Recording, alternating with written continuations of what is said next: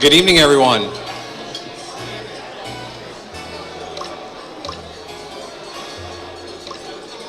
Thank you, Mr. Vice President. Appreciate that. All right. Well, welcome. It's a great honor to be here tonight. My name is Todd Kiefer. I'm the president of our Southern California PGA section. And, well, thank you.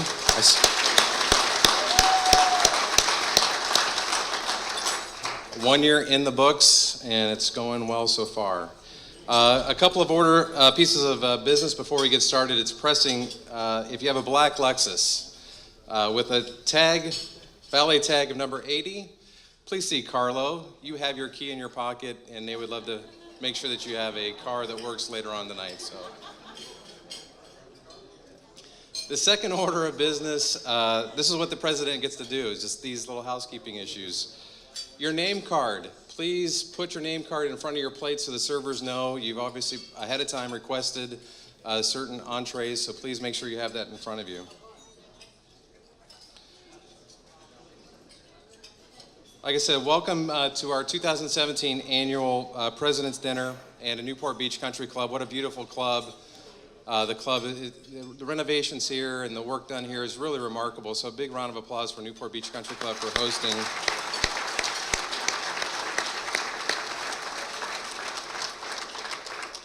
Kevin Martin is one of the partners. He's going to be here, I think, later on tonight and throughout the festivities over tomorrow as well.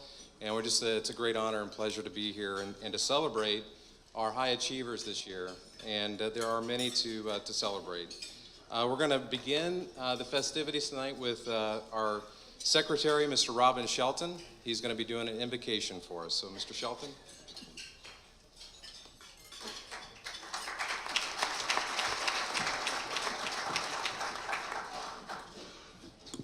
No need to stand up for when I come up. Well, ladies and gentlemen, thank you for being here. Mr. Martin and Carlo, thank you for hosting us here at Newport Beach Country Club. I would like to get us started this evening in a moment of prayer. So would you bow your heads with me? Heavenly Father, we thank you for this day. We thank you for another day to be alive. We thank you for the blessings that you've poured upon us, and we thank you that we get to live in this incredible country that is America. As we take tonight to honor our fellow golf professionals and honor their careers and their achievements, we just thank you for the blessings you poured upon us. We thank you for the men and women of our military that keep us free. And we ask you to continue to bless us, continue to guide us, and seek wisdom in all things that we do. And we pray this in your holy Son's name. Amen.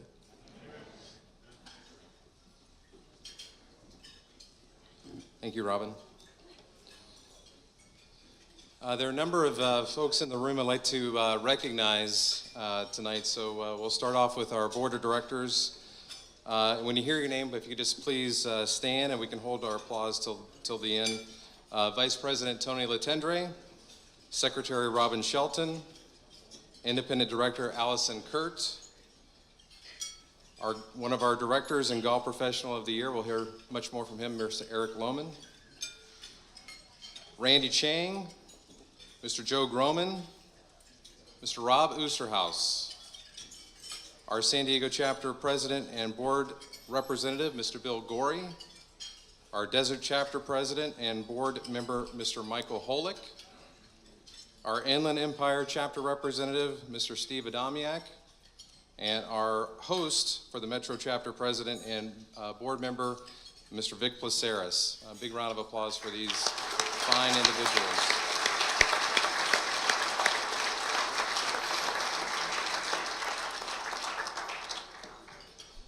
Would also like to kind of recognize our past presidents that are here with us today. And again, if you could just stand up and be recognized when you hear your name. Mr. Jeff Johnson, Mr. Patrick, whoa. He's going to get plenty of applause in just a little bit, but we'll hold that everybody's been announced. Mr. Patrick Casey, Mr. David Foster, Mr. Bill Holbert, Mr. Tom Sargent, Mr. Perry Dickey, Mr. Andy Tooney, Mr. Pat Riley, also past president of the National Association, and Mr. Tom Mattis, past president of the National Association. Big round of applause for our leaders.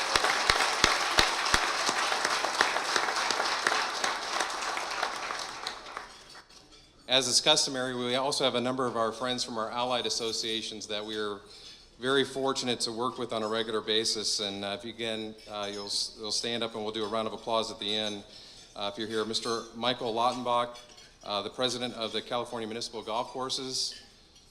Mr. John Bilger, the new president of the SCGA, a member at La Jolla Country Club. Mr. Kevin Heaney, the executive director of the SCGA. Mr. Craig Kessler, director of government affairs, SCGA. Our former president of the Golf Course Superintendents Association National, Bruce Williams. Some of our major winners this year, Mr. Michael Block, our 2017 SCPGA champion. Allison Kurt, our women's section champion winner. And Alan Sorensen, our 2017 senior champion. Big round of applause for all of these distinguished folks.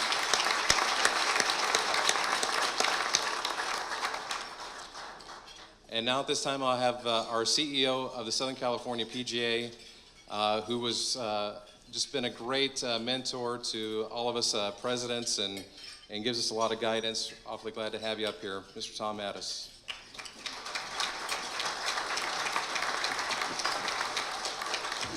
Thank you and good evening, everyone. It's really, really nice to see everybody and have everyone here at Visit Newport Beach Country Club and this brand new great facility that we're very honored to be here and to set with our President's Dinner and our President Todd Kiefer.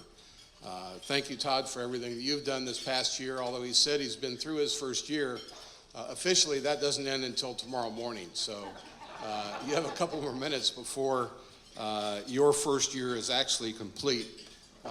And you're sort of taking it a little bit to the limit when you say you've done well this year so far. So we'll find that out. Oh, this isn't supposed to be the roast year. That's next year. So anyway, in all seriousness, would like to say a few thank yous to a few people here with us this evening who mean so much to our Southern California PGA and to you as Southern California PGA members and guests, and we appreciate everyone. We're not going to call names this evening, but if you would, all of our partners and our sponsors in the room, we'd like to acknowledge you and appreciate everything that you've done for us in the Southern California PGA to make our member programs work and our tournament programs work as well as they do in the Southern California section. So thank you to our sponsors and our partners. If you wouldn't mind standing, we'd appreciate that. Thank you.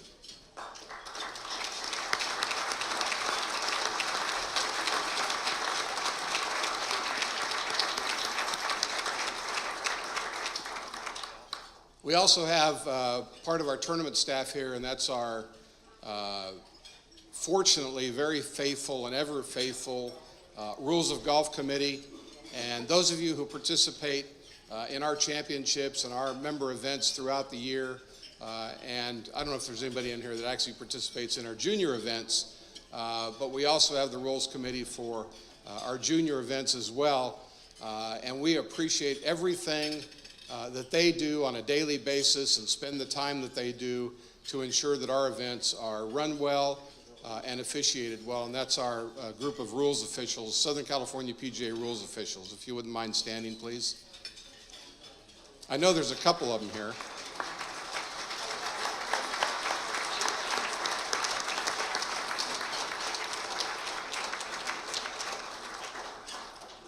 We have a few members of our advisory committee in attendance this evening. Our advisory committee is just what it is an advisory committee.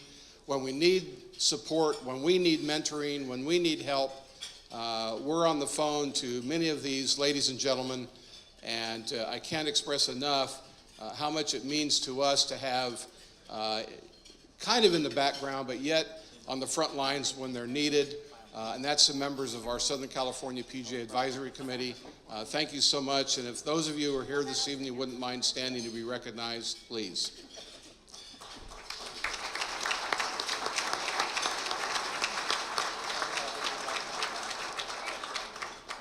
One more group, and then we'll start dinner. Of course, you all have already started, and that's good. Thanks. Thanks for waiting. I wouldn't eat anyway, that's right. I'd like to just say thank you to the Southern California PGA staff for the hard work and everything that they do on a daily basis to ensure that all of our programs are run successfully and run efficiently, and can't express enough the support that they have for each other and to really provide the programs, the tournaments, the events, whether it's education, junior tournaments, our championships, and our staff is there working hard and doing their very best for you. If the Southern California PGA staff would stand, please, be recognized.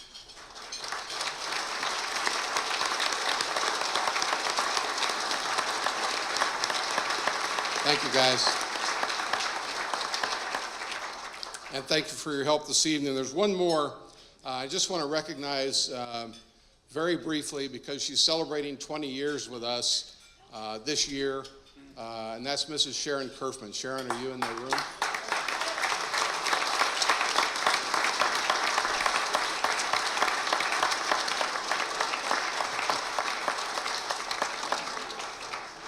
Duh, she's sitting at my table, so. There'll be more of those this evening, don't worry about that. At this time, we'd like for you to enjoy your dinner, and we'll see you in a few minutes. And again, thanks for being here this evening.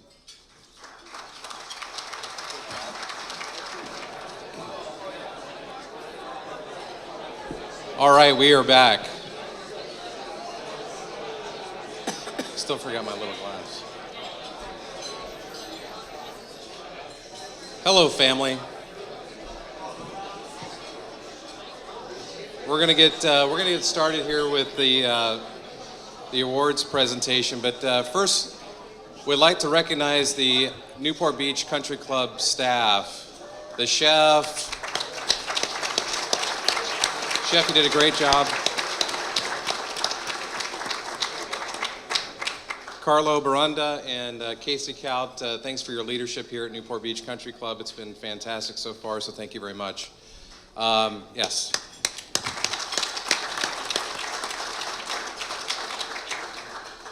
Tom and I often keep a scorecard, and the first bogey of the day was logged by him. We wanted to recognize our SCPGA Foundation Chairman, Mr. Frank Tallarico. If you could stand, Frank, and if there are any other board members that are here, I'd love to get you recognized. Mr. McClure, I think you might be here, so thank you for those of you that are serving on our foundation. It's the incredible work that you're doing is just remarkable, and we're very fortunate to have you here with us tonight. Our first award is our Heritage Award. This award was created by the SCPGA in recognition of a family or individual and for their organization and participation and in contribution to the game of golf. And this year's recipient is Shirley Spork. For those of you that don't know, Shirley's history is remarkable, but she's one of the original 13 founding members of the LPGA.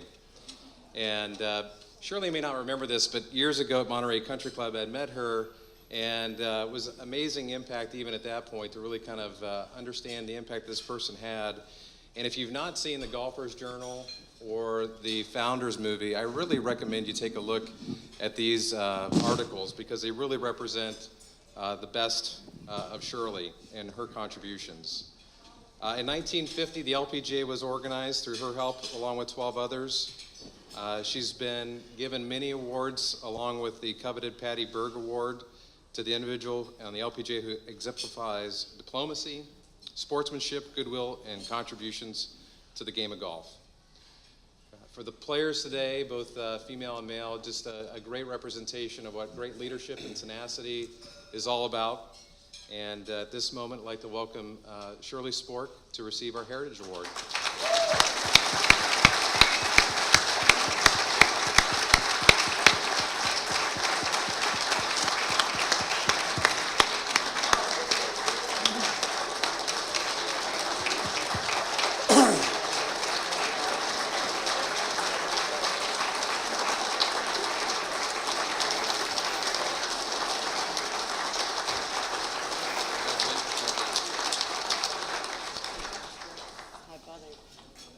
you. She's going to get some hugs in, and we're going to get a picture, but we have a very special letter here from Michael Wan, who's the LPGA commissioner, as you know. Shirley, as you receive this Southern California Heritage Award from Southern California PGA, I can't help but think about our first meeting. You gave me advice to lay the groundwork for everything I do at the LPGA, leaving the game better than you found it. I'm honored to follow your footsteps and those of your fellow founders who did everything possible to grow the LPGA Tour into the pinnacle of women's sports. By building this tour from a dream into reality, you lifted the game and the world's best female athletes to heights never before achieved. Without you, the LPGA simply would not exist. You blazed the trail and left a legacy of grace, determination, and friendship. You've taught, you have won, and you have inspired. We have a saying here, act like a founder. We want to act like you, and thank you for being you. Your friend, Michael Wan.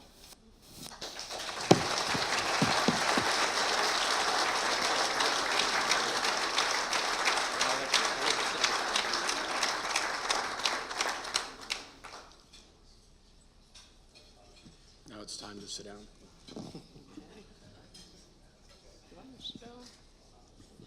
Well, first of all, Wait a minute. Don't get too far ahead. You just met Shirley Spork. And I've had the great fortune to know and work with Shirley for well over 30 years. We first met each other at Singing Hills Country Club and Lodge back in the early 80s. And we had various golf schools, and especially through the National Golf Foundation. So we were able to teach together back then and coach together back then. And so it's pretty special to be able to sit up here with a woman as Shirley is and share some time with you. So now you can say something, but be brief. Great. Thank you.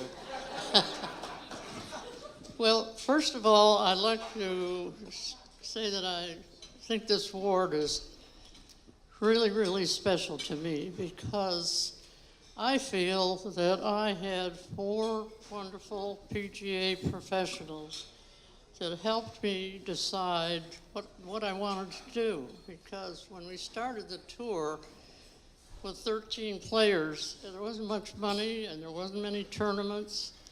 And being able to represent a golf club manufacturer, Golfcraft, which is now a Acushnet, I was able to give golf clinics. And I happened to arrive at Pasatiempo Country Club. And my first mentor was Joey Ray, a PGA professional. And he said to me, you know, you are a teacher by heart, and there aren't many tournaments out there. Why don't you come up here and give some lessons on your time off? So from that point on, Joey became my mentor in that he said to me, which no one had ever said before, you can do it. And he said, there's a job opening up the highway, and you go apply for the job and you'll become the first LPGA ever head golf pro manager of a golf course in Northern California. And because of his belief in me and giving me guidance, I became a club professional. And I wasn't the greatest player, and I didn't win any tournaments, so I used my skill from college of having a degree in teaching. And down the path, the next person that really helped me was Dr. Gary Wyron, because in his belief, he wanted to see change. He wanted to see women have an opportunity in the game, and to hire a professional, to hire assistants, they could not get credits in the PGA. And through Gary Wyron's help, a clause was put in your constitution that some apprentice, a helper in your business could get credits from a Class A LPGA teaching pro. So that really, really helped in the LPGA teaching division that helps get set forward a little goal for the teachers. And Excuse me, Charlotte. You were known, excuse me, I think most known for founding the LPGA and what we consider the LPGA Tour, but at the same time, and you're in that area right now, a lot of people don't know that you founded the teaching and club professional division of the LPGA. That was as important to you, I believe, right. as Well, being a tour player. I still tried to play some of the tour and teach and manage and so forth. And I would go to the annual meeting, and our annual meeting was once a year, and we all got together and screamed and hollered and yelled and told us what we wanted to do. And I said we need a teaching division. You know, down the road, you ladies aren't going to be able to contend and contest, and you can use your knowledge and give back. And at the annual meeting, 3 years in a row, they turned it down. The fourth year in 1959, it passed by one vote. Marilyn Smith was president at the time. And from that point forward, we began to have a teaching division, of which today is 1,700 members, 7 sections, and now a global section. And we are so proud, and I am so proud to have been part of that. Along the way, also, another gifted PGA pro gave me encouragement and help, and that was a gentleman named Patrick Casey, who was the head pro at Monterey Country Club, and we discussed and talked about the game and where we were and where we're going and what we would do. And Patrick, I thank you for your guidance. And I think that because of the PGA, I was able to succeed. And I like to say that I appreciate this honor. I think it's wonderful that all those that are being recognized this evening, I congratulate you for what you're doing. Shirley, thank you very much for being here. We appreciate it. And congratulations.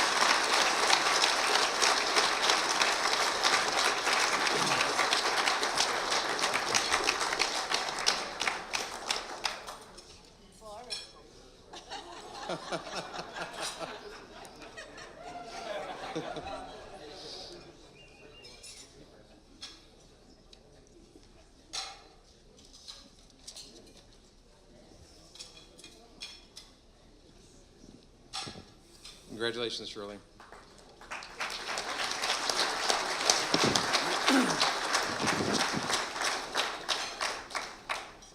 Our next 3 awards are going to go to our Merchandisers of the Year. Merchandisers of the Year Award is designated to recognize those PGA professionals and their staff who have excelled as business persons, merchandisers, and promotion in the game of golf. They demonstrate their skill through great planning and promotions, through solid understanding of the needs of their members and guests, and through specialized merchandising techniques that drive revenues for their facilities. Our first recipient today in the area of resorts is Mr. Eric Wilson from the Grand Golf Club.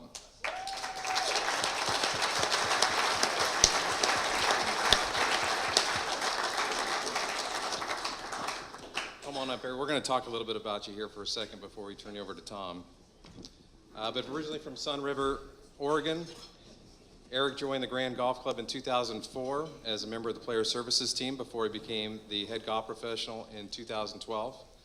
Been a PGA member since 2009, and where he previously attended the Oregon State University and earned his degree in exercise sports science.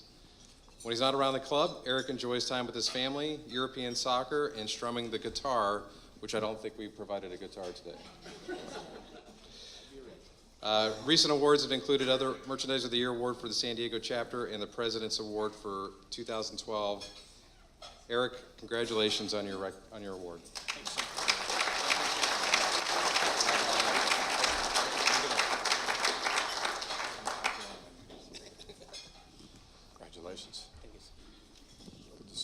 Likewise. This will be relatively painless, I think. She set quite the stage. No, congratulations, and we're very pleased. We just talked to Sean this week, and we're going to end up with our California Golf Summit at the Grand next year. We just, Jamie Mulligan, those of you who attended recently hosted the summit in October, and we're looking forward to going to the Grand next year. So be ready. It's a biggie. Yes, I already touched base with Mr. Mulligan in the back, and we're exchanging notes. I have a question for you. When you first went to the Grand, you were on the, as you said, the club services team at the Grand, outside services, whatever you might call it. And now you're merchandiser of the year. How do you push yourself from outside services into now one of the premier award winners in Southern California? Too tough? That's quite the opening question there. No, it was 13 years, and I just recently had my 13-year anniversary at the Grand Golf Club, and was very fortunate to get my foot in the door there back in 2004. Decided that was the route I wanted to take, and that was the career I wanted to build.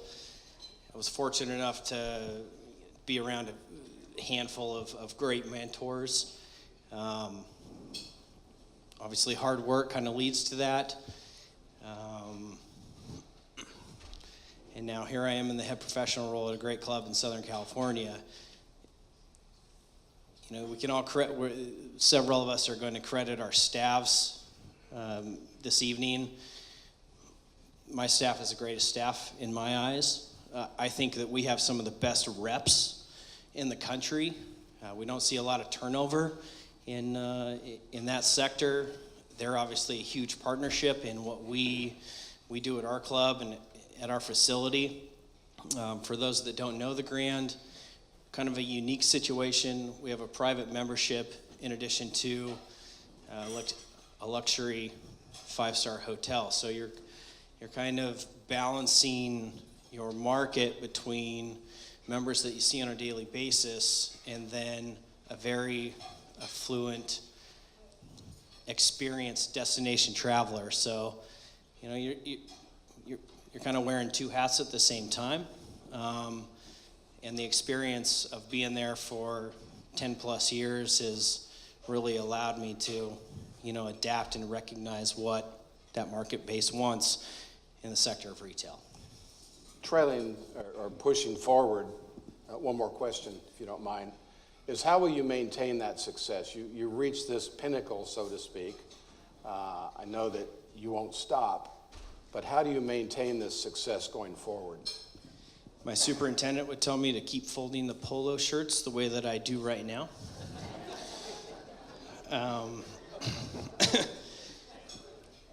No, I think it's listening to your customer base. It's being receptive to feedback that you may not want to hear. You may not want to sit down and kind of take the blunt of. But from a retail standpoint, you're buying 6 months out. You're buying a season out. You may hit it out of the park. You may whiff on it, and we all know what that's like in this room. But sometimes you need to bring in that customer base and absolutely involve them in the process, because at the end of the day, those are the individuals that are spending money in your golf shop. Well, you've been focused on customer service from the beginning, so keep it up and congratulations. Thank you. Good luck to you.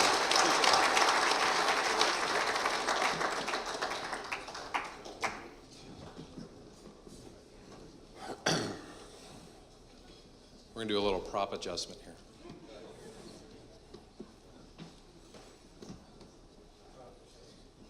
How about that? Keep it. I can do it from the kitchen. I got a thumbs up on that one.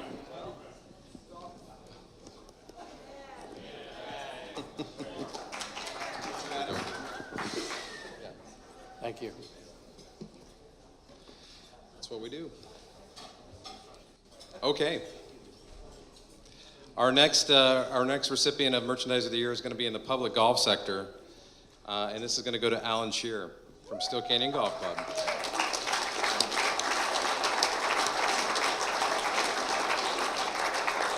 A few things about Alan, I think a few of you do know, but these are kind of some great facts. A local San Diegan through and through. Played his high school golf for Monte Vista High School, and knew at that time wanted to always be a part of the Steel Canyon team, as that's where their team played. Went on to have his education at UC San Diego, where he played for 4 years and got a degree in computer graphics. And had just tremendous success there. Alan, as most of you know, is an accomplished player, and it's really impressive to see somebody who can play so well also have such skill in the area of merchandise. So our 2017 Merchandise of the Year for Public Facilities is Mr. Alan Shear.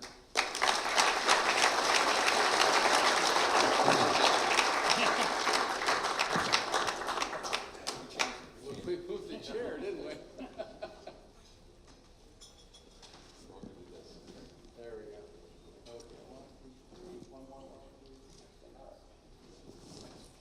go. Big Al, good to see you. How are you? There you go. Monte Vista, huh?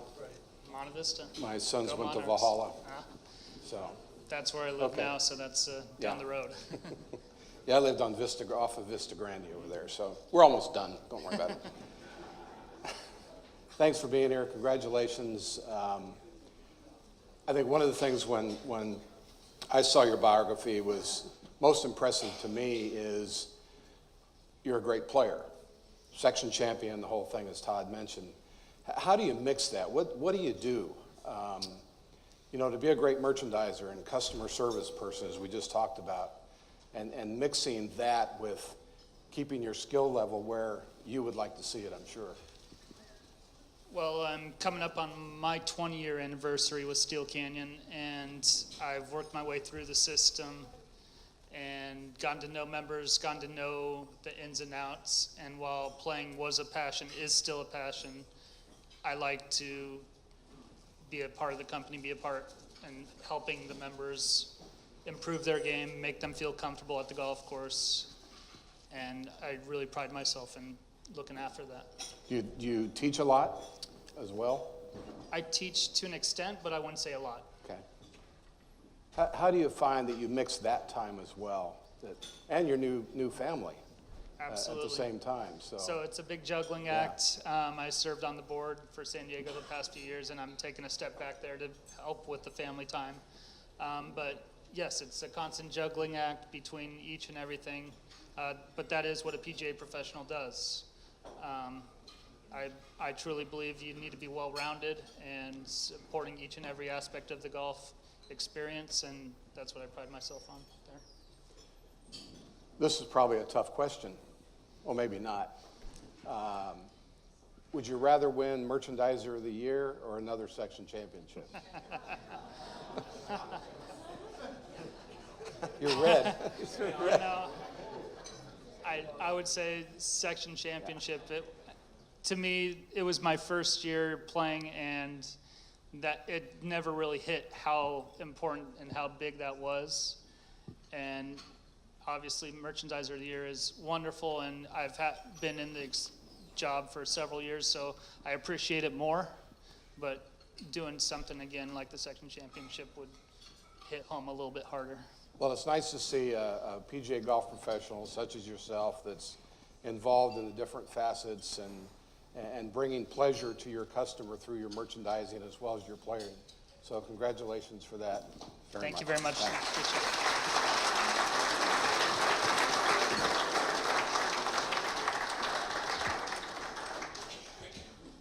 Thanks again.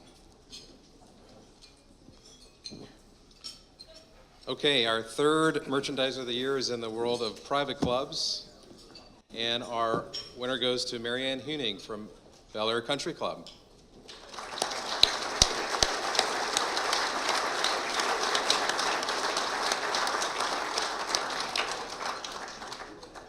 Marianne also has a great golf career. She played in many of our Southern California junior golf tournaments, as well as with the UCLA Bruins, and also a year on the PGA Tour, LPGA Tour. I think after a little bit of that time, it seemed like your career path got a little bit more interested into the world of regular golf operations, where you went over to Mountain Gate and ultimately became the head golf professional there before making your way over to Bel Air Country Club. For those of you that have been over to Bel Air, you've seen the shop, and it's impressive with the Mary Ann's touch, and it's our honor to welcome you as our winner of the 2017 Merchandiser of the Year for the private clubs.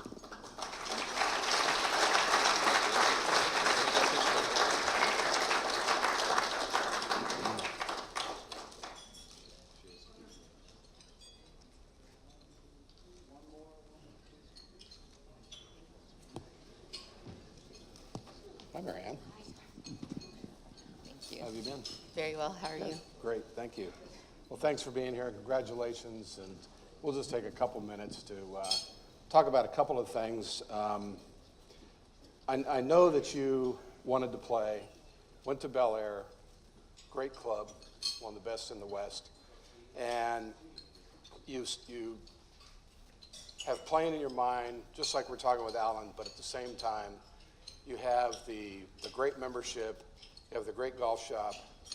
How do you mix your time, and how do you make the best, let me put it this way, how do you make the best of every moment that you have at Bel Air?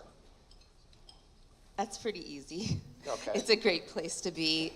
They always say, it takes a village. So we have a great team there, and I have a great family and friends, and I just really enjoy what I do and feel very fortunate to be where I am and doing what I do. Successes everywhere talk about how important working together and teamwork and focusing on your goals together. How would you, or what would you say to an aspiring golf professional, PGA golf professional, about that? How keep your nose to the grindstone kind of a thing. How would you express that in your own words to help someone else, you're a mentor, help someone else succeed? Well, I think you just have to see what needs to be done and just do it, and just keep asking for more work and doing whatever you can to get better. And as long as you work hard, you'll be able to move up the ladder and get to where you want to be. I have one more question, then you can go. Okay. You like what you do, you love what you do. How is Bel Air better for what you do? That's an unfair question. Why? That's a great I didn't place. say they were all going to be easy. Well, it's a very fortunate place to be. The members, they love being there. They actually, I have a cave for a golf shop. There's no two doors like you're supposed to have. The members walk the shop. My priority is what they want. I want to make sure that they get exactly what they need and that they're happy. And it's all about customer service, and I think we can't reiterate that enough in all aspects of what we do. So Walk in one door and make them happy, right? exactly. So tell me then, you're getting a new golf course, Wait, right? that was the last question. Well, this is a follow-up. You're getting a new golf course, right? Yes. What about a new golf shop? Well, we were fortunate enough to get a new golf shop about 4 years ago, Okay. but they're saying in 3 years we're going to get a whole new clubhouse. So Or I another think door. I might get another door. There you go. I keep pushing for it. Can you talk to Adam? Okay. Thank you so Marianne, much. congratulations Thank to you. you. Thanks for Okay. the news.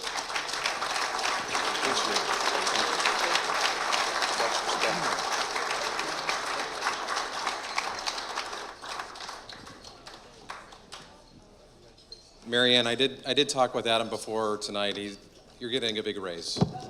Yes. Yeah. Her general manager and I have a long-standing joke going on between us. So Bel Air is awfully good, but Wilshire Country Club is the best on the west side. So I can say it. I've got the mic. Okay, our next award is the Player Development Award. The SCPGA Player Development Award recognizes our PGA professionals who are leaders in developing golf programs and players at every level of the game. This award winner has demonstrated an involvement in promotion and development of his programs at his club and also increasing those experiences of his players at the Legends Golf Club. This year's award winner is Mr. Steve Adamiak from the Legends Golf Club.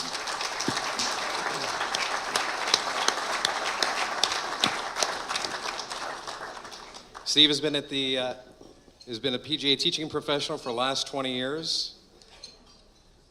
He's given him a lot of opportunities to both teach and play, and I can tell you he's a great board member as well. He participates greatly and cares a lot about his students. He's had a lot of success with Jim McLean Golf Schools and his time at Red Hawk Golf Club.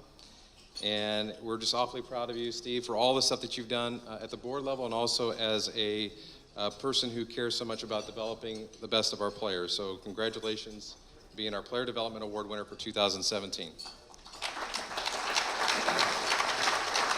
Get you a picture here.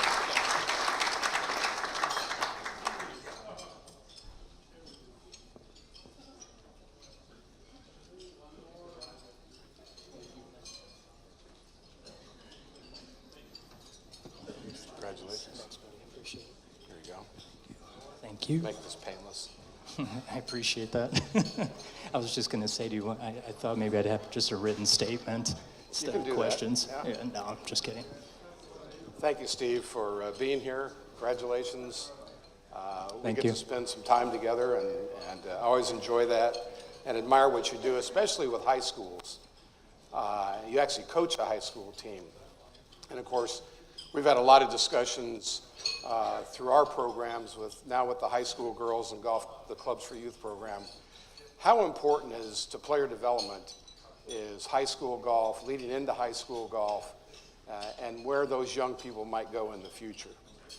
Well, I think it's huge. I mean, I'm in my third season coaching down at Temecula Valley High School, and the kids there, I mean, it's fantastic because you kind of see it as a way to really bridge that gap from when they go from really getting, kind of really pumped up about golf like at a young age, and then naturally, they go into more of that competitive phase, and going into high school. And then, the biggest thing that's awesome about it is that you get to, the ones that really want to take it to the next level for college, and being able to be there and develop them and kind of, you really feel like a mentor even more than a coach, to that degree, just because, a lot of them, I mean, at the high school level, I mean, it's a lot of fun working with the boys program just because, I mean, a huge thing that I love is that, they definitely do a good job keeping you young. I mean, some of the music that's played in those vans, when we do the car rides, I mean, some stuff I've never heard before, so it's definitely interesting to say the least. But they do a great job from that way, and I just, it just is, really great thing because they feel like they can talk to you too about things that, maybe potentially might be tough to talk to mom and dad about, and you feel like you're kind of more than just somebody to give them some help on their swing, but it goes, way more beyond that. We talk a lot about player development and development, but high school, one of the challenges that we have following high school is retaining those young people in the game. Do you set yourself out as a coach, as a golf instructor, to look at what these players might do in the future, not just competitively, not just in school, but how they can retain their interest in the game of golf? Oh yeah, absolutely. I mean, I think that's why, with coach and, I just have more of a kind of my, the way I go about coaching is, I mean, like anybody, obviously we want to do well. We want to have a lot of success. We want all of our teams, to be the best, and we want state champions and stuff like that. But beyond that, I just really try to take more of an approach. I mean, I just want these kids to look at it that it's just fun. I mean, this is a great time in their life. Don't try to be so serious, with yourselves. You're going to have plenty of time to do that later on, and when you have more and more responsibility. And, just try to enjoy it, and that's a big thing. I feel like if I try to give them more of that atmosphere and let them have that, it's just, once again, they're going to look at these years in high school playing golf as very fond years, and hopefully just something that's going to carry on, into their adulthood, and eventually maybe even, they pass it on to their kids and so forth, and, Do you everybody see has a that good time. as a chore or an opportunity? Oh, I see it as a great opportunity. Yeah, definitely. I mean, I don't look at anything I do with that as a chore. I mean, it's just something that's, a lot of fun to do. That was a And- leading question, by the way. Yeah, I appreciate that. I know I needed one easy one. No, but it is. I mean, it's definitely an opportunity and just something I really look forward to doing and definitely cherish. Well, congratulations. As Todd said, you've been a great board member and working on the game of golf and building the game of golf, and we appreciate it. Thank you. Great. Thanks a lot, Tom. Congratulations.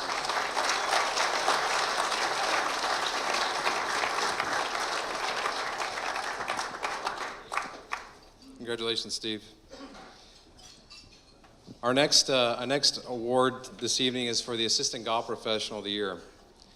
This award is provided to those with the overall performance as a golf professional in leadership, service, promotion, and really good stewardship to the game of golf. This nominee reflects the qualities and images that promote the PGA professional at the highest levels at his or her facility. This year's winner is Eric Mitchell from Anaheim Hills Golf Course.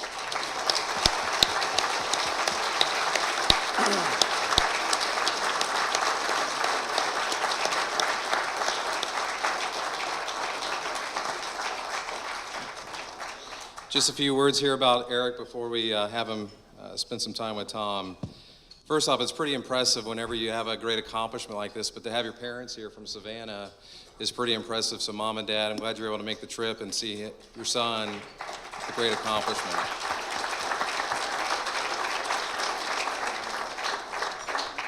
Eric has had a great impact on his fellow professional, and he does it through service, he does it through passion and energy.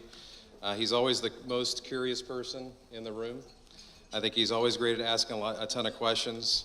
And I think it's because of that Eric has also helped carry on our Launchpad, which is a program that helps mentor fellow apprentices or those that are trying to become members like Eric is. I joined the SCPGA Metropolitan Chapter on the board and served for there, and also our PGA Lead program, which is really a bench for developing future leaders.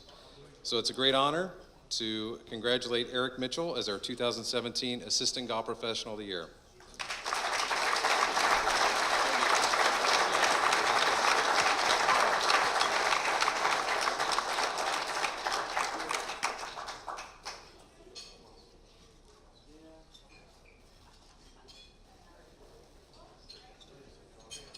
Okay, young man.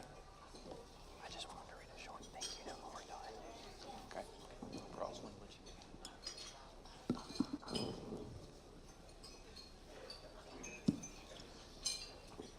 Eric, you're pretty busy. I'd say you're probably you're one of the busiest young men that I've ever had the opportunity and great pleasure to meet and know and get to work with. You work at an extremely busy place. I think you're very fortunate to have the opportunity. How do you mix the time because you're on the Metro Board, you're the secretary of the Metro Board. VP.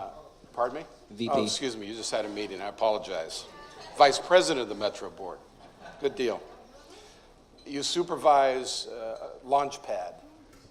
You attend all the orientations. How do you do that? What do you do in you're mentoring somebody now, you're advising somebody now. How do you do it? It really comes back to our golf course. My general manager that I had come with me tonight support me, Cameron, and my head pro, Brandon Lesher, and our other assistant, Chris Catanzaro. If it wasn't for their flexibility to know my passion to serve and to be involved, it wouldn't be possible. They know that I go to a lot of things and that this is what I'm truly passionate about, to make the people around me better. And with that support from them, it allows me to leave the course for things that I need to do, because I have stressed that importance. And so it's because of them that they're the ones covering the shifts that I'm not there for. And I think we all can sympathize with that, when we've got to be at things too. So it goes to our team always. It's a team. Nice. I know you want to make a statement, and I have one more question that kind of ties into the first question. With PGA Lead, Todd mentioned PGA Lead, which is a PGA program that a few PGA golf professionals, new golf professionals from around the country are invited to attend the PGA of America annual meeting, for example, the PGA show, to learn a little bit about governance and leadership within the PGA, and hopefully develop that base of leaders around the PGA. Yeah. Again, that's a time-consuming focus. How do you mix that, and how has that helped you in your endeavors in your career? Yeah, absolutely. When I got the invitation to apply for PGA Lead, I sent in my application, things like that, and the first thing I did was go to my boss, Cameron and Brandon, and say, this is something that I really want to do. It's going to change the face of young people in this industry to inspire those around us. And I said, are you okay with me doing this? Because it means that I would be going on a couple trips a year to do things. And with their blessing is the reason I went further with that progress. And I knew that I wouldn't do anything that would jeopardize the success of our business. If it wasn't okay for me to go, then I would not take that, that next step to, for those opportunities. So it's solely with their support that they allow me to do those things. And I go to them first for anything to say, this is what I'm looking to do. Are you okay with these things? And then we sit down and discuss if it's possible, and they let me do what I can. Good for you. For sure. The floor is yours. Thank you. When I was at Tom, we were at the annual meeting in Texas, and they talked about the power of recognition. And so my wife's on a leave of absence from the office, so I wanted to thank the staff for what they're doing. For Tom, we've got Jeff, Joe, Tony, Cameron, Nikki and Ken. There's so many people that have pushed me so that I would never go backwards. They never wanted me to do that. And we talk about thank you notes and things like that. And I just wanted to share a very short note that I got. When someone saw what I was capable of before I did, they took the time to do something for me. Like Shirley was saying, somebody told me that I could.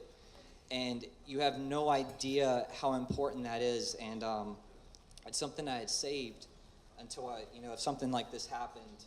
I'll leave them anonymous. I would never do that to them. But it said, Eric, I wanted to send you a note of encouragement and share something that I've seen about you. I can tell through our interactions and contributions to the Launchpad that you have an incredible passion. You care deeply about people and business and doing things the right way. You have a special talent and gifts, and I know that you will do amazing things in your career. Continue to do those things you are doing, and stay committed. And this person they never saw my face. They heard my voice on phone calls, and they took the time to do something like this. That is the reason why I'm sitting here. So to that person, I say thank you, and I encourage you all to do the same for your assistants and your staff. Encourage people every day, and it'll change them. So thank you.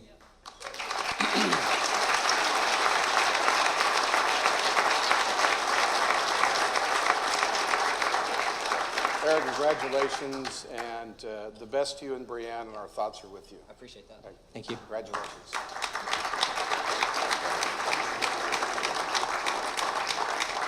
Take care, huh? Thank you. All right.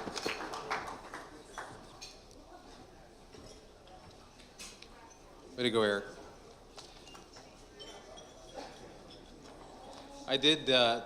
I also had a little bit of a bogey. I did fail to recognize the chairman of our awards committee, which is our past president, David Foster, and the committee. David, thank you very much for your effort, and I know Sharon, along with all of you, helping to kind of put this stuff together. So just a quick round of applause for the awards committee.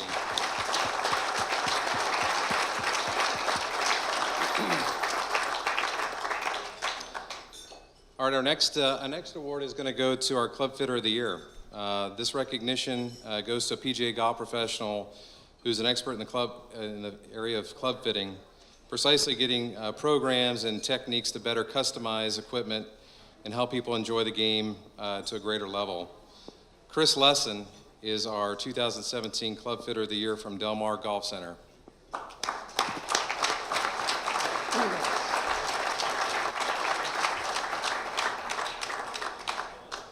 Chris is a native from Long Island who made his way to sunny California. Fortunately, his uncle got him out in the game of golf at age 11, and Chris has been very active ever since. He spent 2 years as the manager of our very golf club, actually for 8 years, and has been at the Del Mar Golf Mart and then ultimately the Del Mar Golf Center. He's a proud member since 2009, and for many of you, you're going to get the joy of hearing Chris sing our national anthem tomorrow morning at the annual meeting, and it's certainly not to be missed. So many talents, but Club Fitter of the Year is the award we're giving you tonight, Chris, so congratulations.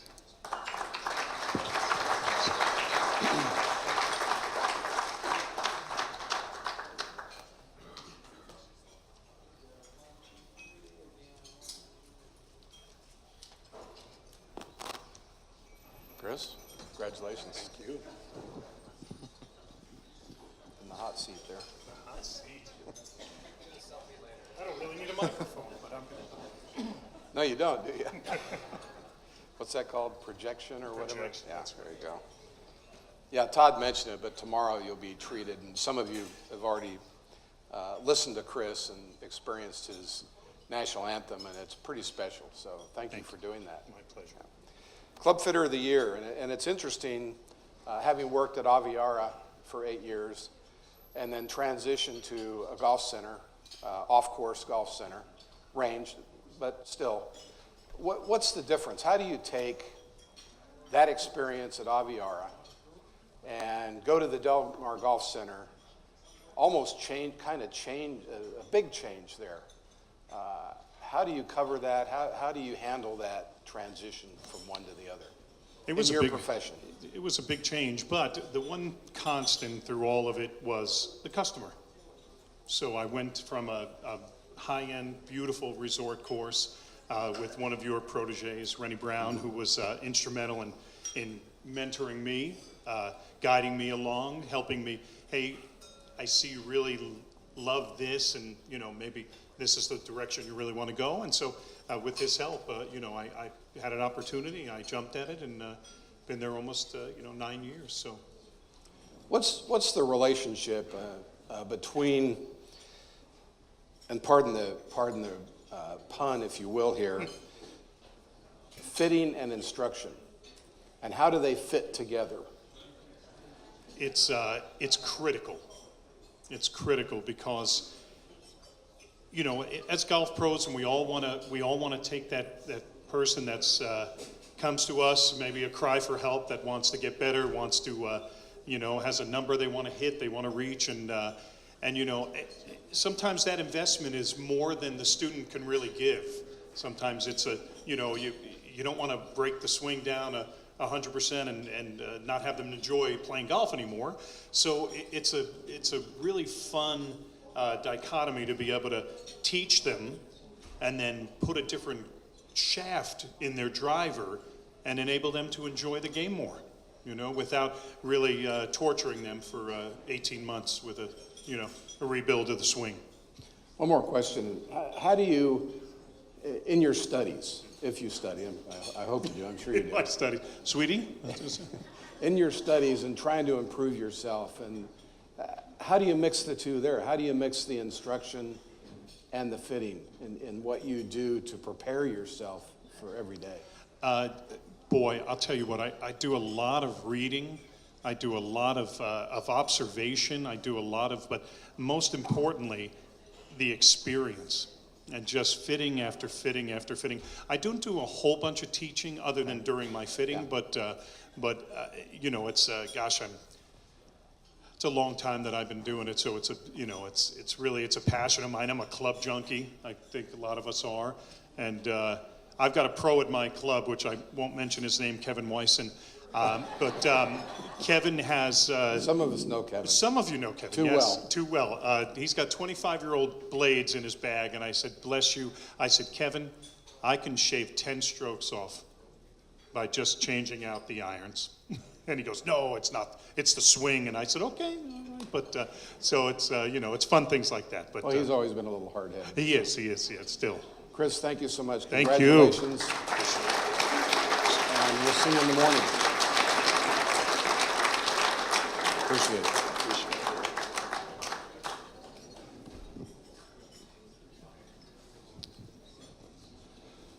Okay. Our next award is going to go to the Youth Player Development Award.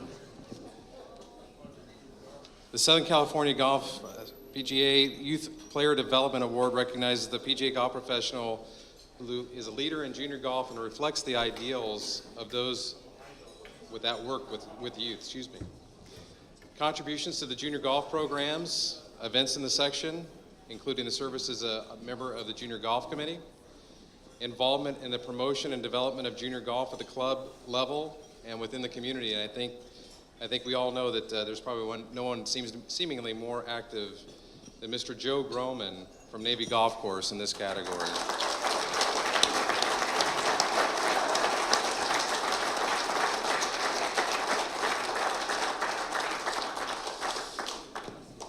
Joe, as many of you know, has been was the 2013. There we go. Yeah, buddy.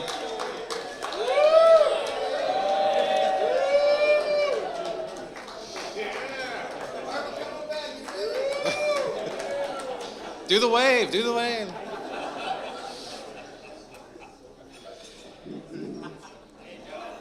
I'd like to introduce everybody to our pastor, Joe Groman. For those of you that have been fortunate enough to be at many Metro chapter meetings, Joe is the man. He is certainly the one that kind of carries the emotional weight of the group and is always the ultimate encourager and obviously our social media czar. So all of you will be on. I'm not sure if you'll break the internet tonight, Joe, but there's a good chance. Way to go, Joe.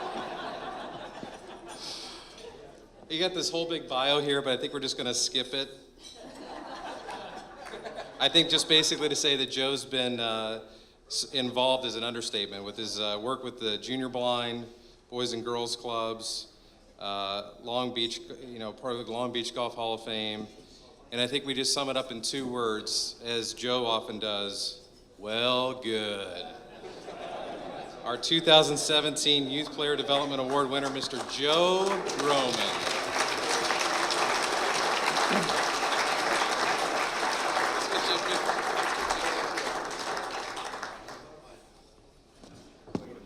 We're not giving Joe a mic.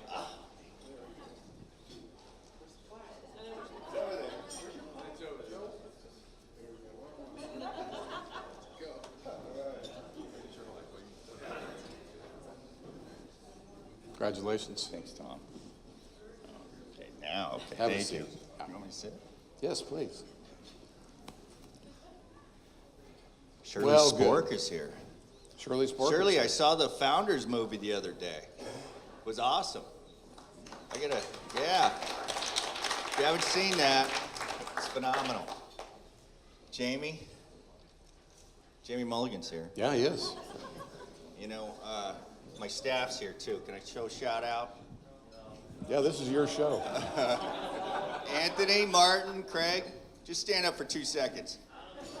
Junior golf leader, man. This is a team award. Thank you. Those guys right there. That's why I'm up here tonight. Those guys right there. And Jamie, when we were at Hartwell 25 years ago, you were actually the president of the PGA of America, Tom. Jamie was the king of Long Beach back then. When I was at Hartwell grinding all those junior golf classes, and Jamie gave me an attaboy like Eric was mentioning. It went a long way. Thank you so much, Jamie, for steering me down that path. I just want to give one more shout out too to Master Sergeant James Hickey for Plattsburgh Air Force Base junior golf when I was a little junior golfer, and he took me under his wing and showed me what an impact a junior golf program can have in a young person's life. It stuck with me, way back when, all this time. He made a deal with me that once I got in a position, I had to pay it forward, kind of thing. So, kind of stuck in my craw for years and years. Then I was 24 years old. I got a job at a golf course, a military golf course, which was good because I grew up on one, and I was finally in a position to pay it forward. Right on. And I was telling the story to my head pro at the time, Dave Smith. Some of you guys might remember him. Well, Dave said, I'm almost done. So he said, He goes, well, other than a 1 week, it's military only, so we're 26 miles from Long Beach Naval Station, so other than 1 week during the summer, we didn't have a junior program. Except for one kid. We had one kid. I said, well, one's better than none. And that was Tiger Woods, so it worked out. It was all good. So you got to pay it forward to Tiger Woods. How about that? All right, I'm done. What's up? How are you, Tom? Oh, this. Tom, too. By the way, Tom, you. When we were at Hartwell doing all that stuff, and we're doing all the victims of stroke class, and you gave me an attaboy back then. You can't imagine to an apprentice when the PGA President of America came along and took notice. And thank you, for always being in my corner on that, Tom. So you're easy to notice. You're easy to notice, and that's a good thing, by the way. But I would not be sitting right here if it wasn't for you. Thank you. Thank you. And for those of you who thought we'd be done by 9, that would just went out the window. They gave me a microphone. What are you going to do? No, congratulations. It wouldn't happen any other way. This is pretty special sitting here with you. I do have a couple questions, though, and I'll keep them brief, if you will. Okay, promise. Okay. You're most known for your work with the military, and that's appreciated really pretty much around the world now. Joe's doing some things, not only stateside, but he's also working over in the Aloha section with his program during the tour tournaments over there with some great success. And you're most known for that. So how do you end up with the Youth Player Development Award? Seriously, when you seem to be focused a lot on the military and helping our military.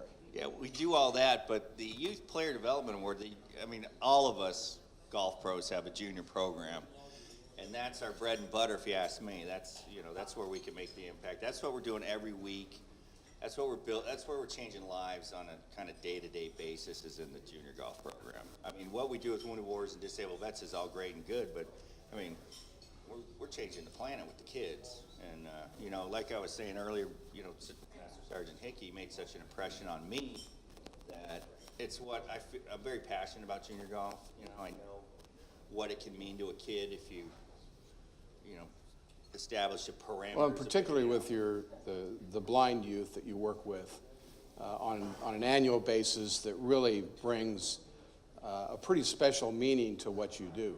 Yeah. This was our 18th annual junior blind thing. It's just good to work with kids. You're a dreamer. I think you are. I think a lot of people think you're a dreamer because of what you do, and you're living your dream.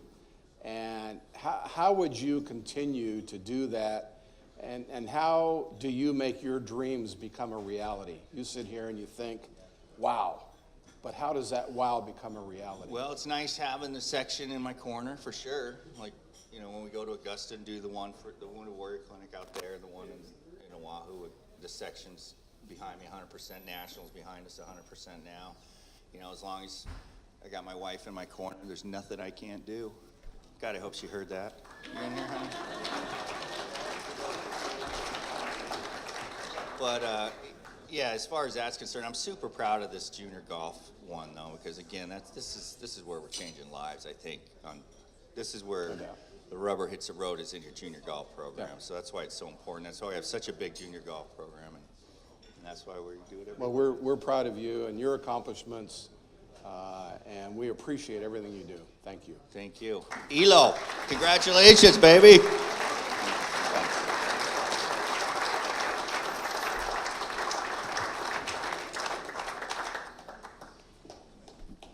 Way to go, Joe.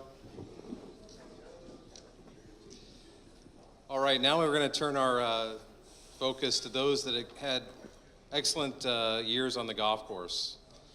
And many thanks to Omega, who's our sponsor of the Section Player of the Year program. Our first recipient is the Apprentice Association Player of the Year from Friendly Hills Country Club, Mr. Raj Samra.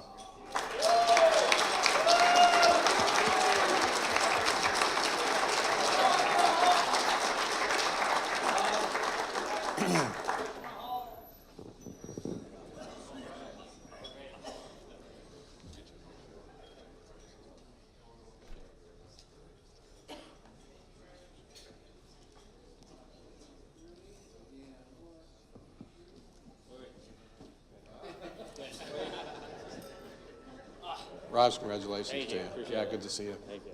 There you go. See how you are with that thing. You know, hey, congratulations. And I'm sure there'll be many more of those in the future. Thank you. I noticed one thing in your bio you talked about, of course, golf is an outdoor sport, but you also say you like the outdoors. You're kind of an outdoors person. And obviously, as I said, golf fits that. But tell me about the relationship of what you might do in your outdoor living, your outdoor sports, that golf fits even more than you might think it would. You know, obviously, again, we're outside. You like outdoor things. Why does that fit together?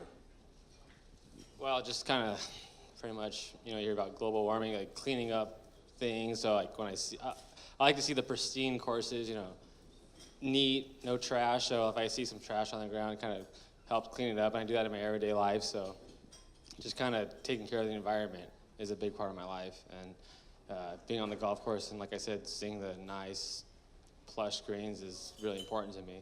And so I try to get a lot of people to realize that keep things clean. Do you become an advocate, if you will, for golf and the environment working together? Do you ever start thinking about that kind of stuff? Yeah, no, I teach a lot of juniors at work, and so I always try to teach them, take care of everything, not to disregard, little details about the course and driving range, and just raking the bunkers, fixing the divots, and so yeah, I think I teach that in a lot of the kids I teach. Good. We know that you're a good player. Thanks. In your priorities in the golf business, whether it's golf shop, whatever it might be, where does teaching, golf instruction, where does the playing fit in? Because we've had a couple of others up here sort of talking about the same thing. I think playing is really important. The more the members play, the better for the golf courses. And so I think I try to encourage all of them, come take lessons, get better at the game. I've been fortunate enough to do really well on the course because of my work ethic on the course, and I like to use that as an example. And the more they practice, the better they're going to get. The more they're going to want to play golf, and then the more it benefits the golf course. How about stand-up? Do you get involved with stand-up comedy at all? No, not too much, yeah. Having worked with one of the greatest stand-up comics, at least in my opinion. Jay, yeah. No, one day he missed a smoker, and I had to do the stand-up jokes, and I don't think I got as many laughs as him, but it's fun, yeah. Very good. Well, congratulations. Thank you. Keep up the good work. Thank you. And we're glad you're up here. Appreciate it. Thanks. Congratulations.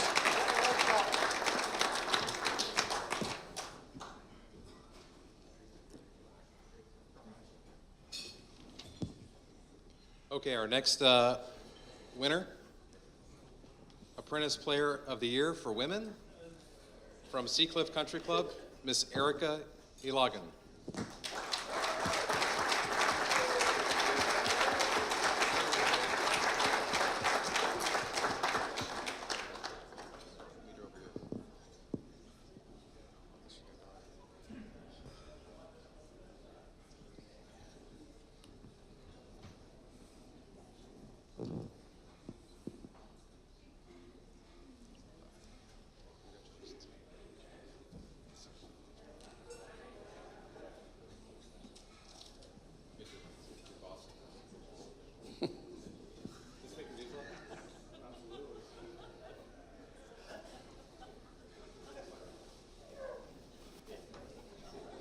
Congratulations. Thank you. Good to see you again. There you go. Come on back. Up. Roman was holding things up back.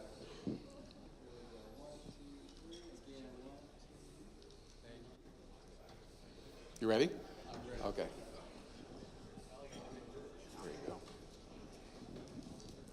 Nice to see you up here. Congratulations to you. Thank you. Yeah. You know, in looking at your bio and noticing that you've gone through 2 Stage 2 LPGA qualifying tournaments, and now you're in the club professional business. And what keeps you in your mind from saying to myself, I've got to finish that? I've got to go back and see if I can finish this deal with the LPGA Tour. Why do you not try to do that? I actually still trying. Oh, okay. So I should have trying to try pre-interviewed and balance you, huh? both. You are still trying? Still Okay, trying, so but, what are your plans there? I mean, it's fun every year just to test your game and kind of work on it and just improve and see where you're at with the best players out there. So. Very good. I know you're playing in our women's events in the section, and which is really a great thing, I think, and we think, and hopefully you'll compete a little bit more. I notice also that you have a love for junior golf, and you volunteer for junior golf. What do you do? What do you prefer to do? What do you like to do in your volunteer time to help juniors? I like to see one of the beginners when they just pick up that club and they kind of get that bug, just to hit balls and improve and just to get better at the game. There's nothing better than seeing a kid being able to hit it up in the air and they get really excited, and it's just one of those things that when they grow to love it, it's something that they can do for the rest of their life. One more question. What are your plans at Seacliff now that Robin's found out that you're going to go back to LPGA qualifying tournament?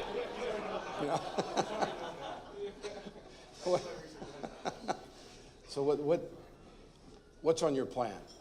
I would like to finish and become a member soon. Getting closer every day, so that's one of my goals. And also just to kind of grow and learn more about the business and just see what interests me and where I can help out, and hopefully I go from there. Well, you're a good player, obviously, and you're in a good learning situation, so congratulations.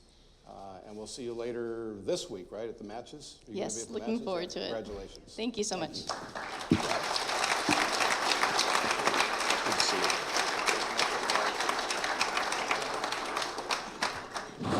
Careful.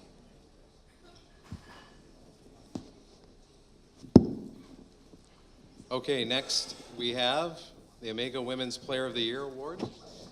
One of our board members who's had an exceptional year qualifying it seemingly for everything that is possible, including another KPMG women's appearance for this upcoming year and qualifying for a professional championship up north later this year or next year.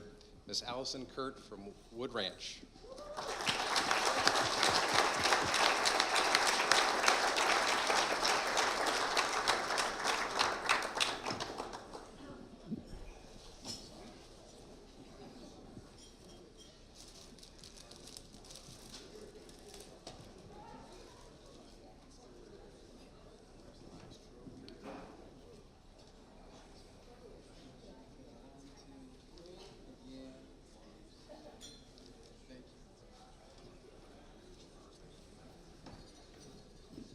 Hello.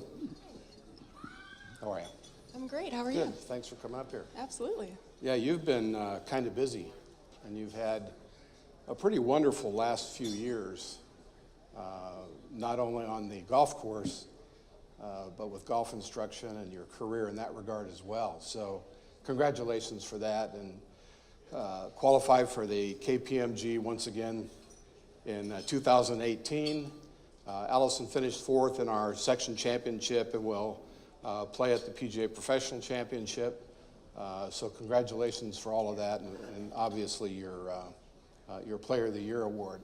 How, considering, and you look at Allison's resume and her biography and see what she does and the education that she has and the degrees that she has and what she does with her golf instruction, her teaching career, how do you mix that time? I know that I've asked that to a couple of other people, but it's amazing to me when you see and what you do in education, what you do in golf instruction, what you do in playing. That's a lot. It is a lot. I would say achievement is almost a drug for me. It's something that I strive for every day. It makes me feel good. And in order to accomplish all the different things that I'm involved in, I'm really good at prioritizing my time and compartmentalizing my time. So when I'm involved in something in that moment, I'm very mindful of it. I'm not thinking about other things or I'm trying to multitask in my mind. If I'm competing, I'm competing. If I'm teaching, I'm teaching. If I'm working on my dissertation, I'm writing. So I'm really good at staying in the moment with whatever task I'm working on. And I find joy in every single thing that I'm doing, so it doesn't really all feel like work. It's a lot of my passion being able to come into fruition. Where is it easier to stay in that moment? On the golf course playing, or on the golf course teaching, or with golf instruction? I would say they're equally as challenging. Neither one is easy. When I'm teaching, I'm always faced with new challenges. You never know what a student's going to bring you. And the same thing with the golf course. You never know how the golf ball is going to go and what the golf course is going to give you. So I think they're both equally challenging. Good answer, I guess.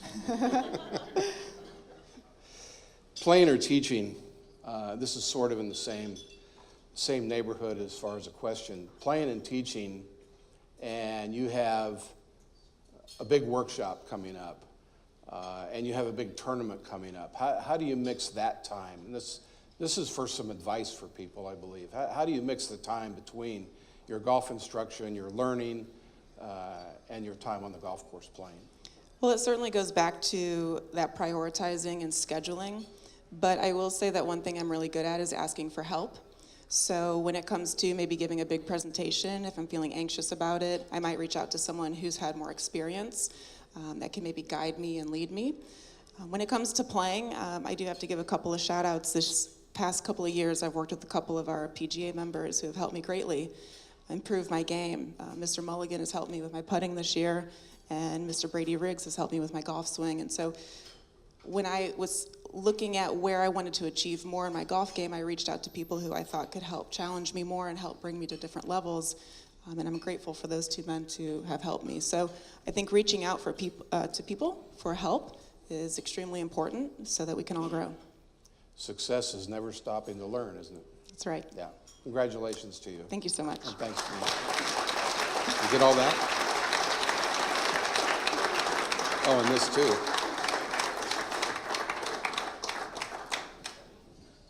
You need some help. Got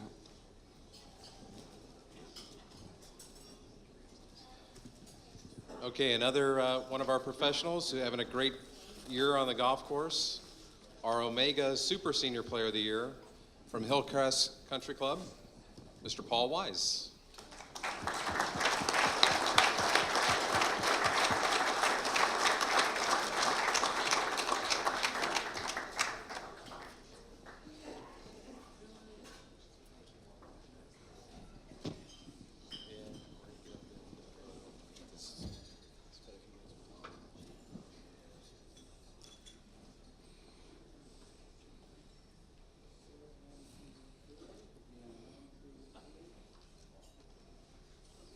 Thank you.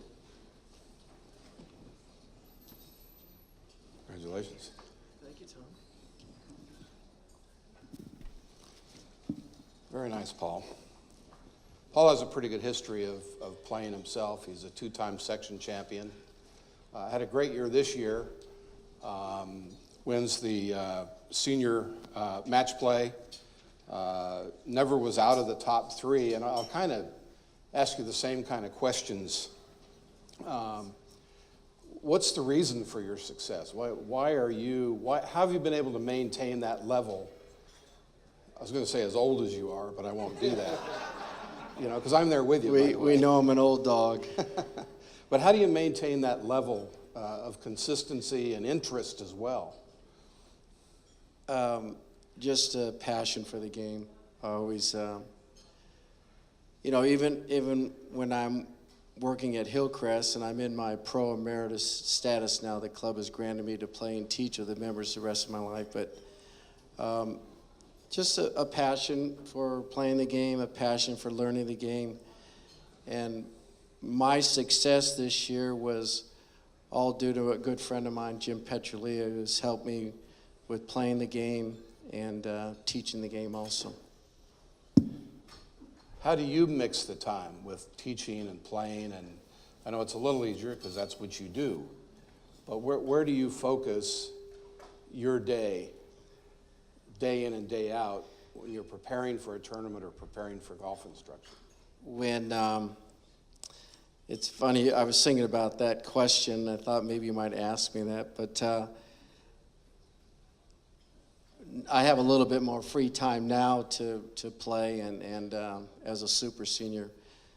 But I always, every day when I went to work and I was in my prime working at the club, I'd always put my bag out by the putting green, hopefully that I would have the opportunity to grab a club and maybe putt or go to the range. But that's really as far as it went. So my passion was playing golf and trying to bring that experience to the members on a daily basis, but my first priority was work. I knew that was really the most important thing, but my passion that kept me burning inside and enjoy competing with my peers, whether it's a section or whether it's a chapter event, that was a good balance to keep me moving, because it's not a perfect world at work, but being at Hillcrest Country Club since 1979 is a great place for a club pro to be. And you've parlayed that into some pretty good success. Congratulations to you. Thank you. Yeah. Thanks. Good to be with you.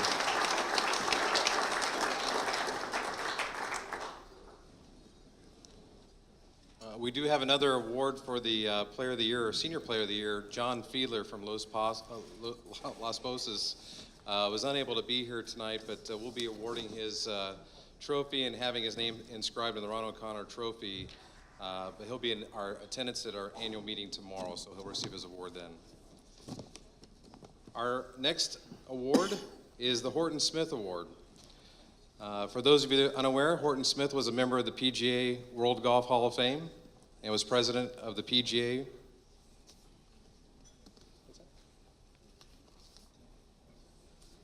Yeah. We switched things up on you.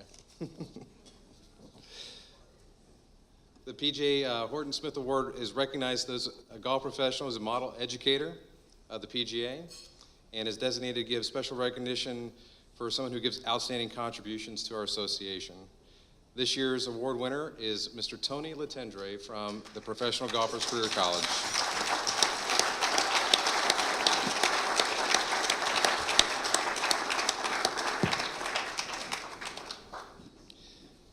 A few things about Tony before he comes up. I think many of you know that he was introduced to the game by his grandfather and went off to UNLV to kind of study hotel administration, which kind of got him into the world of golf.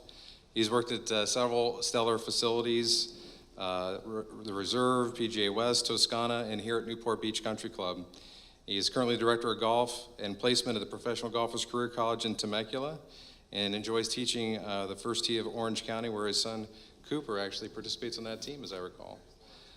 Congratulations, Tony. We're really proud of you, our 2017 Horton Smith Award winner.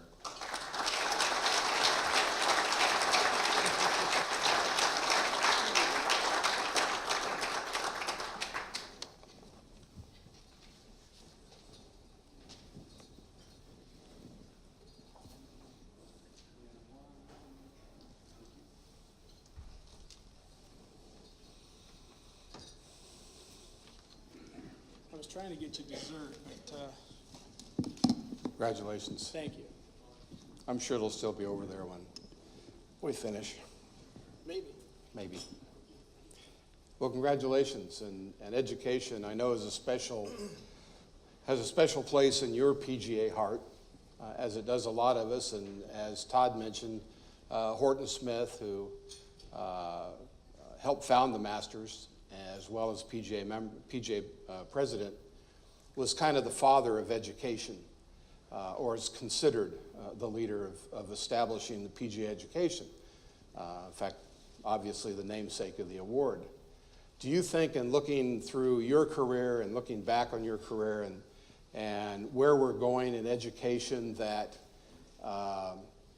Mr. Smith's efforts have been fruitful? Yeah, I think so. I think, to get an award with a guy that won the very first Masters name on it, that's kind of cool.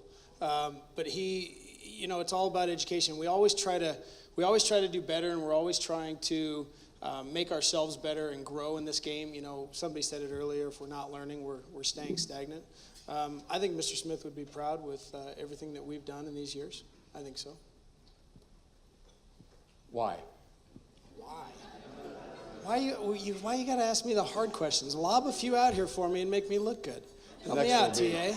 The next one's an easy one. Next one's easy. Now, why? I think I think we recognize the importance of education. I think our section, particularly, Mr. Shelton has done a great job as our education committee chairman, providing as many opportunities as we can to the golf professionals in our section. I think we're very fortunate to have that. We've got great leadership in this section. I know I've learned more from this guy and some of the others in the room than I can even. I mean, you've forgotten more than I know, but that's age, I think. Truly, what? Yeah, exactly. But truly, I think our section is, being the third largest section in the country. I think it's pretty special for us to have the great leaders that we do. We have, 3 past presidents. We have one more that's got one more year, and just the mentoring, the constant mentoring and the constant education, and we can always just learn. Continue to learn. Looking back on Mr. Smith, looking back on our section and the great leaders in education like Howard Smith and those that we've had in the past, what can you do? I'm kind of putting it on you here. What can you do to carry the banner and lead the way in education and ensure that our PGA professional their wishes are being fulfilled, their goals are being fulfilled through education? For me, is to do the exact same thing that everybody's done for me. The old cliche is pay it forward. It's hard to return a favor to somebody like you who's done so much and done so much for me and teaching me, but I can do the next thing for the Eric Mitchells of the world and the apprentices that are in the world. And so if I can pay it forward, do the same thing that everybody's done for me. It's great. Todd mentioned, learning the game from my grandfather, and I'm fortunate enough to have him here at our table, and I appreciate him coming out to celebrate with me in this great honor. So, Grandpa, thanks for being here.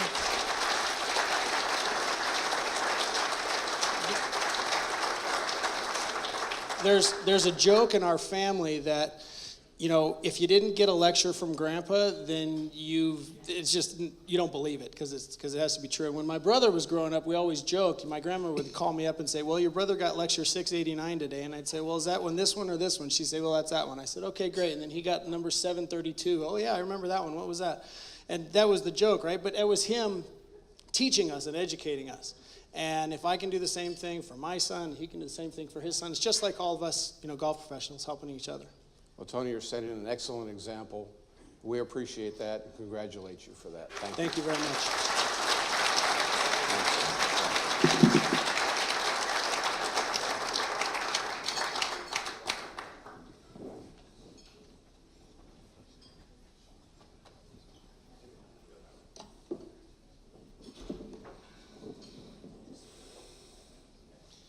Okay, we do have one more Player of the Year award. We're kind of holding this for a bigger moment. Make them sweat it out over there. What can we say about Kenny Pigman? I think he's to say dominant is an understatement. He had a phenomenal 2017 as our Omega Player of the Year award winner. The accolades are just several in terms of accomplishments, but one of the great fun trips for me personally was to be able to see Kenny and another one of our PGA professionals at Quail Hollow this year, and standing on his first tee is the 10th tee, and there's a couple guys I'm sitting right next to, and who's this pig man? Who's this? And I said, just wait, you got to see it. And Kenny got up there and just annihilated a drive. Didn't quite hit the fairway, did it, Kenny? But it was impressive. And it was pretty proud. It was a proud moment to be able to kind of watch one of our very own golf professionals qualify through the various stages, get into the top 20 to qualify for the PGA Championship at Quail Hollow, and to stand on that tee and know that that's one of our professionals. So it's a great honor. This year, Omega Player of the Year award winner, Mr. Kenny Pigman.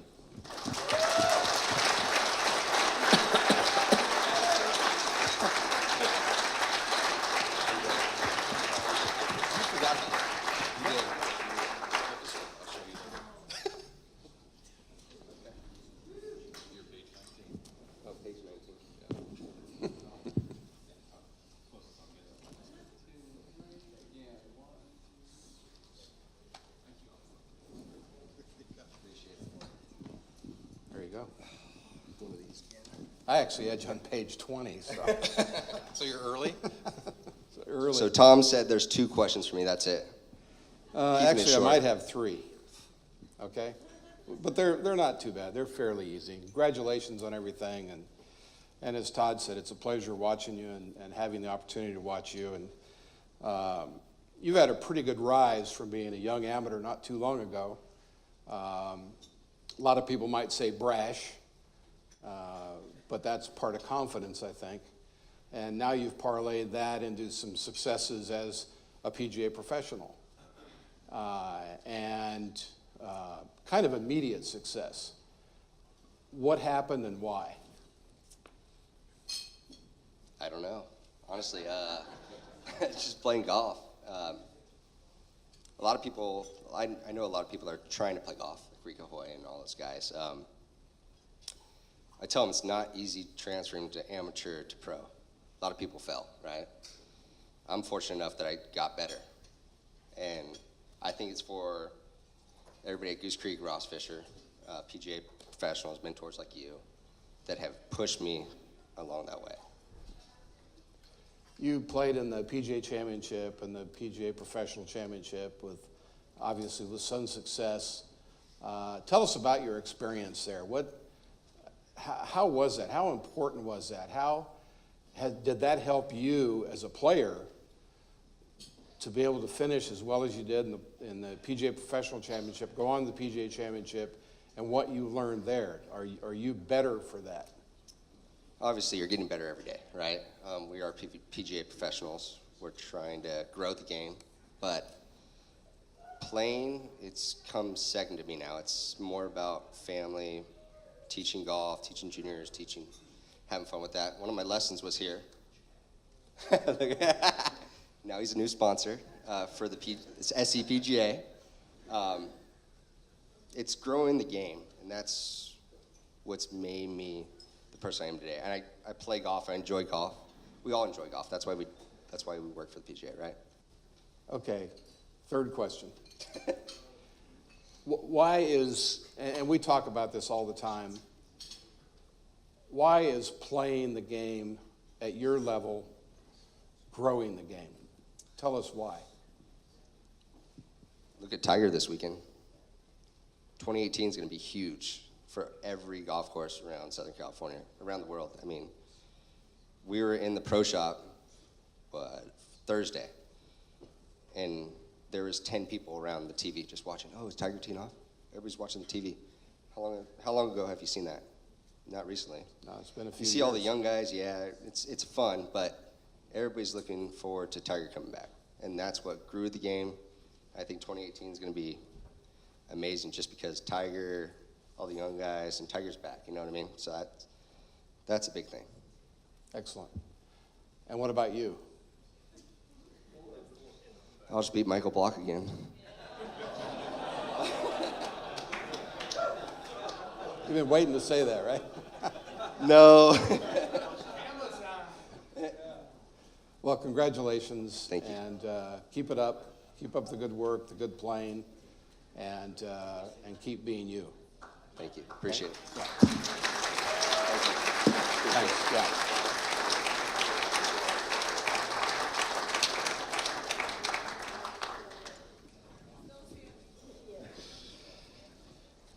I think Michael and Kenny are teeing it up here in about 30 minutes.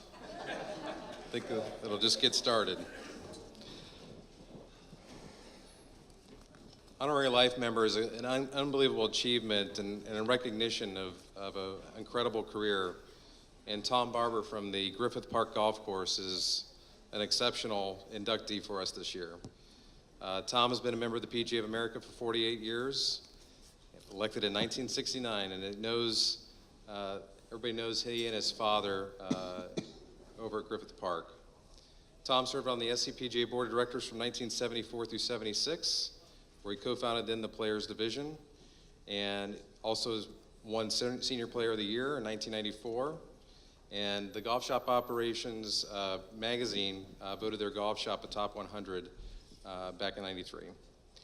Some of you may know that Tom is the son of former PGA champion and Ryder Cup captain Jerry Barber, and together they're the very first ever father and son team for the regular PGA Tour event, which ended up being 1969, the Azalea Open in Wilmington, North Carolina.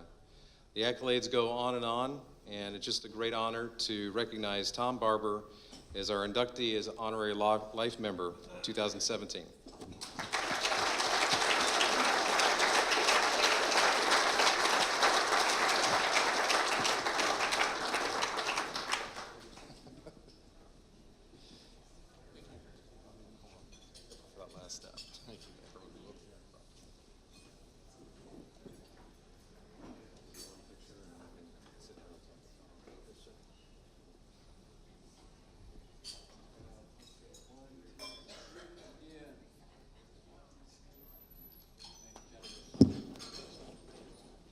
Hey, Tommy. Congratulations there. Thank you, buddy. Nice. There you go. Any of you want to know, Seattle beat Philadelphia 24-10. Wow.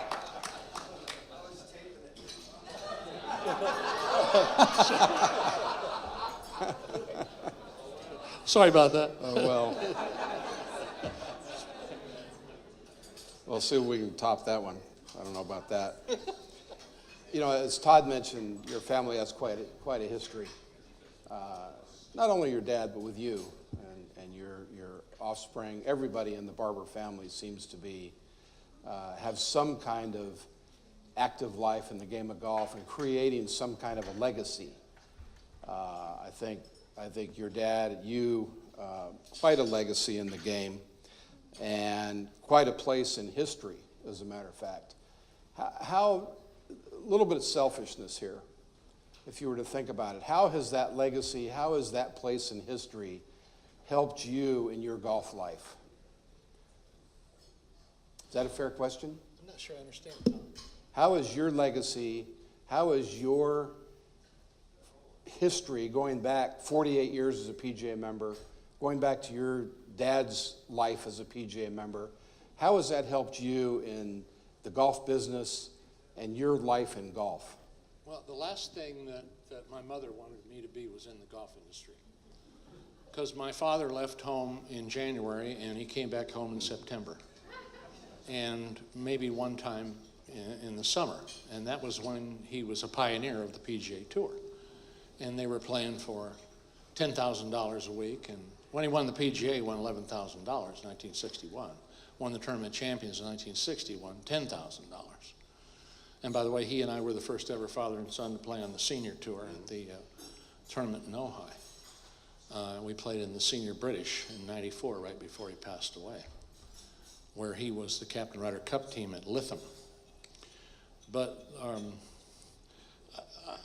if you're talking about our legacy, it was like, Mom didn't want it, but I went to college, and I was sitting in my chemistry class. My mom wanted me to be an engineer, and the guy had me so bored I couldn't stand it, and I decided then I was going to do with what I loved, golf. And I've been blessed with so many of the members, and John McFarland and Jerry Wiz and Ron O'Connor and Skip Whittet and just all the great friends and the playing. The playing is what I love, and that's what kept me going. I love to teach. I've given over 45,000 golf lessons, and that was, when we were working, we went to work at dawn and came home at dusk. And I'm married to the greatest human being I've ever known, and she put up with it.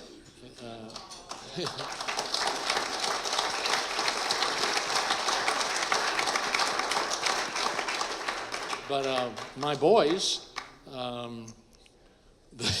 they all just came along, and they're all really good players, and love the game.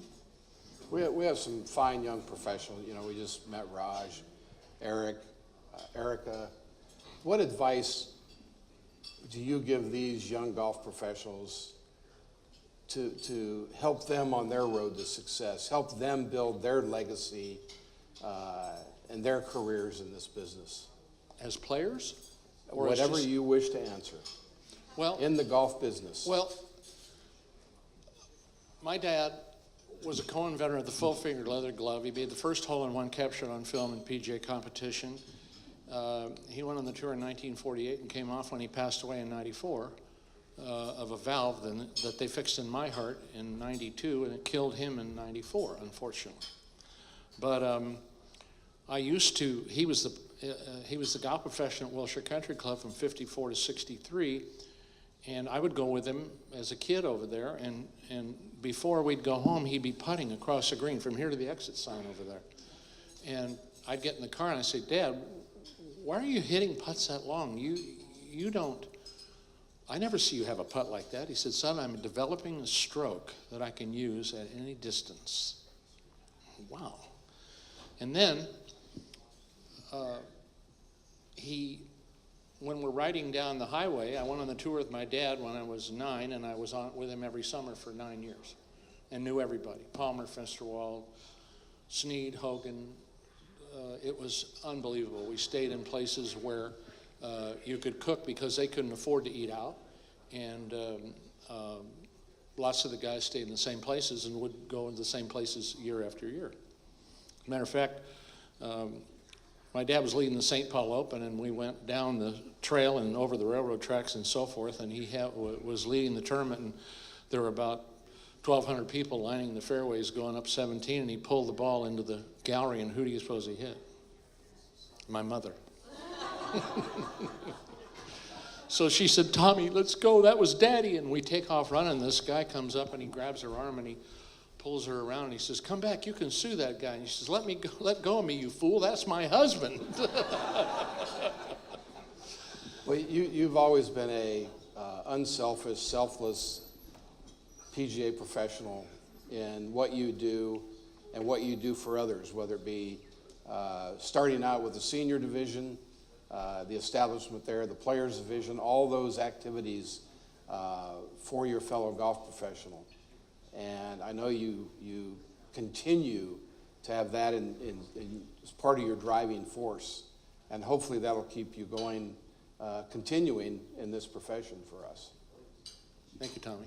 Thank you. I think that it's very important that a guy be able to go out on the golf course with the members, because that's where you can make lots of progress on the things that you'd like to have happen at your job.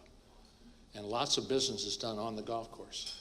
And I think the guys, my dad told me, I'm about done, but my dad told me there's only 4 things that you need to do well to play golf: chip, pitch, play bunkers, and putt. Anybody can do the other part. And he used to spend about 80% of his time at the short game area. He and Doug Ford would wear the place out. The 55 PGA champion, 57 Master champion Doug Ford. And they used to beat each other's brains out in the practice rounds and so forth. But keep your game up, and make time. Just make time. You have to. Good advice. In my Thank opinion. you. Thank you very much. Congratulations. Appreciate that. Yeah, thank you.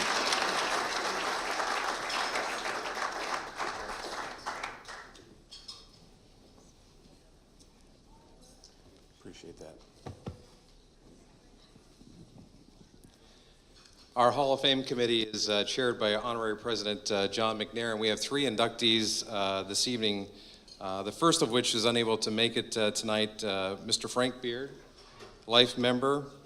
He has already received his plaque by President Mike Holick from the Desert Chapter, and send our congratulations on to the Beard family for the great accomplishment. Our next inductee, many of you know, is icon, I think would be a proper term, of Mr. Bill Holbert.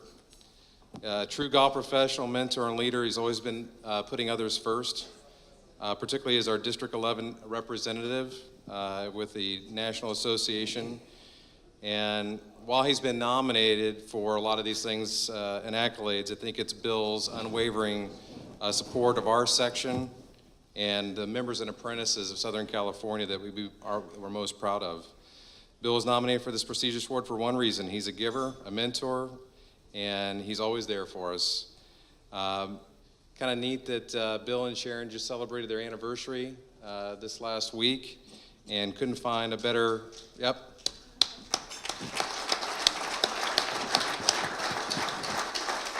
So it's probably both of them going in the Hall of Fame here a little bit, but ladies and gentlemen, Mr. Bill Holbert, Hall of Fame.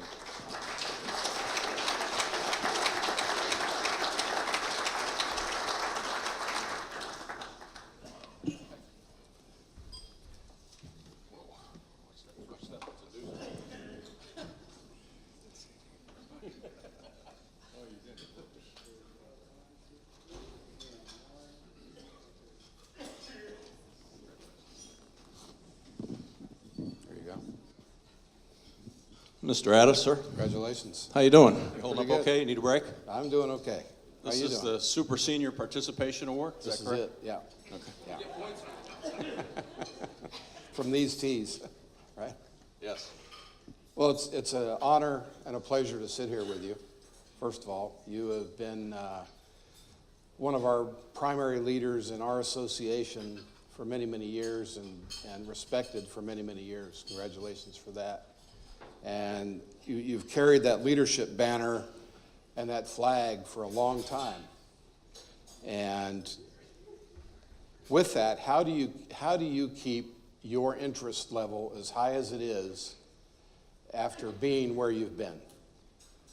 You know, that's a great question. As I look back, it was over 30 years ago that I was elected to the Northern Chapter Board of Directors, and they did something at that time that we no longer do, which was as they got down to the end of the assignments, and I kind of drew the short straw, I think, because we were so far up there that they made me chapter rep, which was, you know, throwing you into the fire right away. But a couple things happened as the journey began. Number one, people such as yourself and Tom Sargent and Perry Dickey and you know, a person that we all miss, Jerry Anderson, kind of guided me.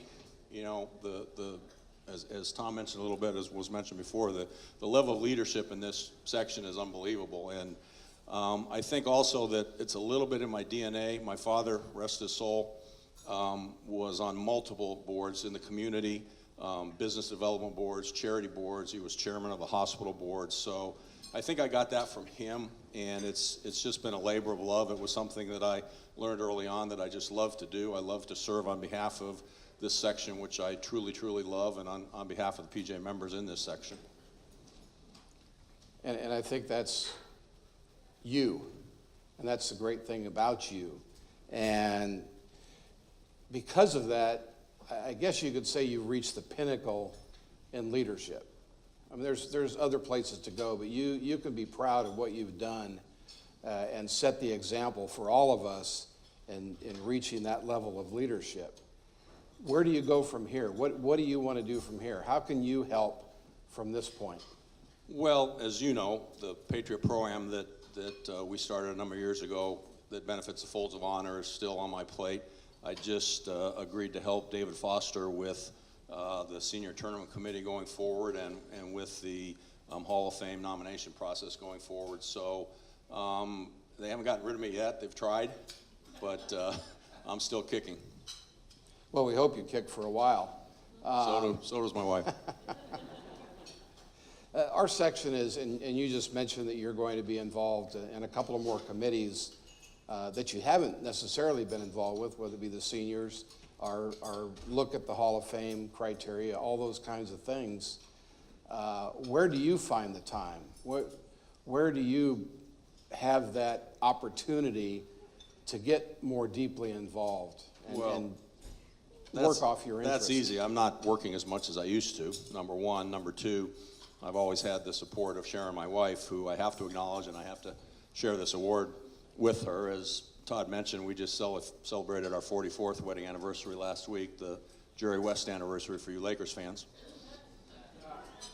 But, you know, she supported me through all this, and to Tom Barber's comments, I mean, the spouses in here that are spouses of golf professionals know how difficult that is. So I share this award with her.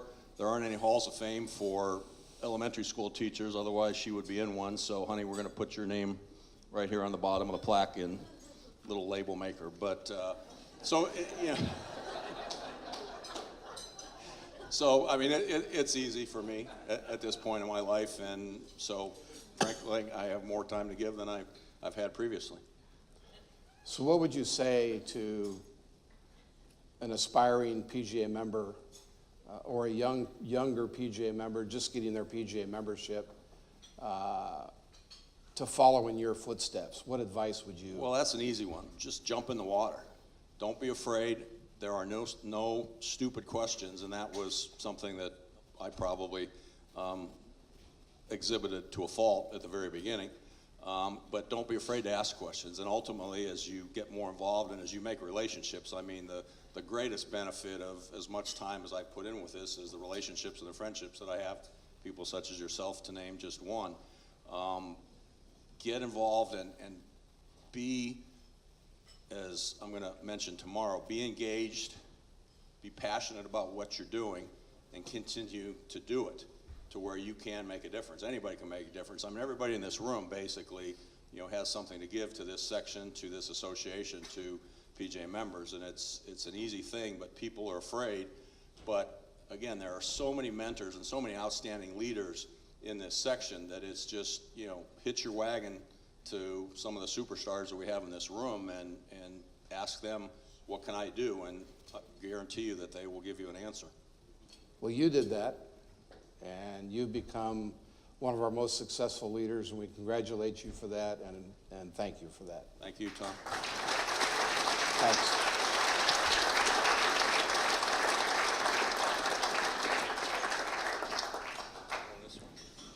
Just careful going down the stairs. Yeah, you and me both.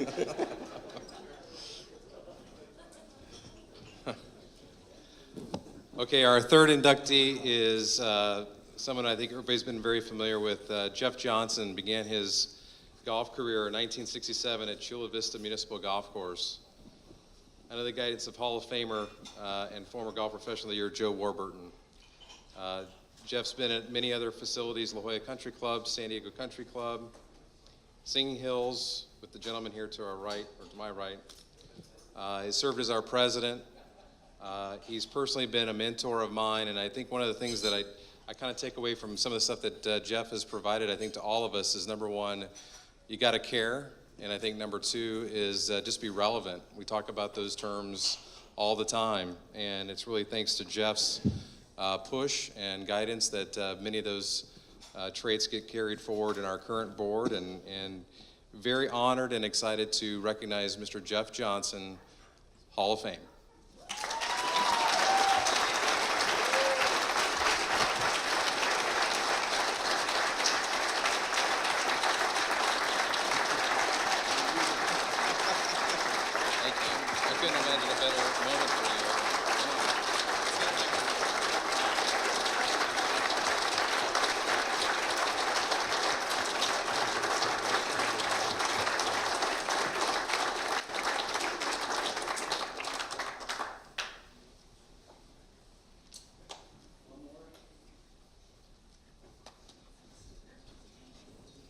We'll take a minute.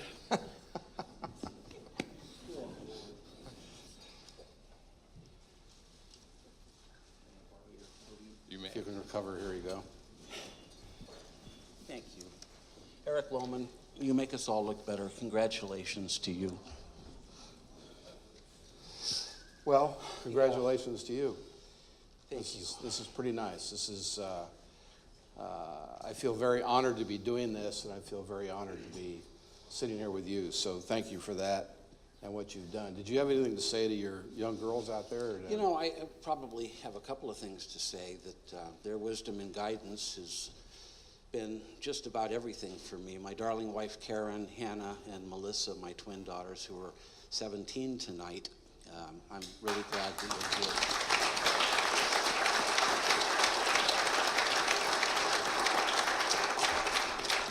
They've all tolerated my eccentricities, and I'm grateful.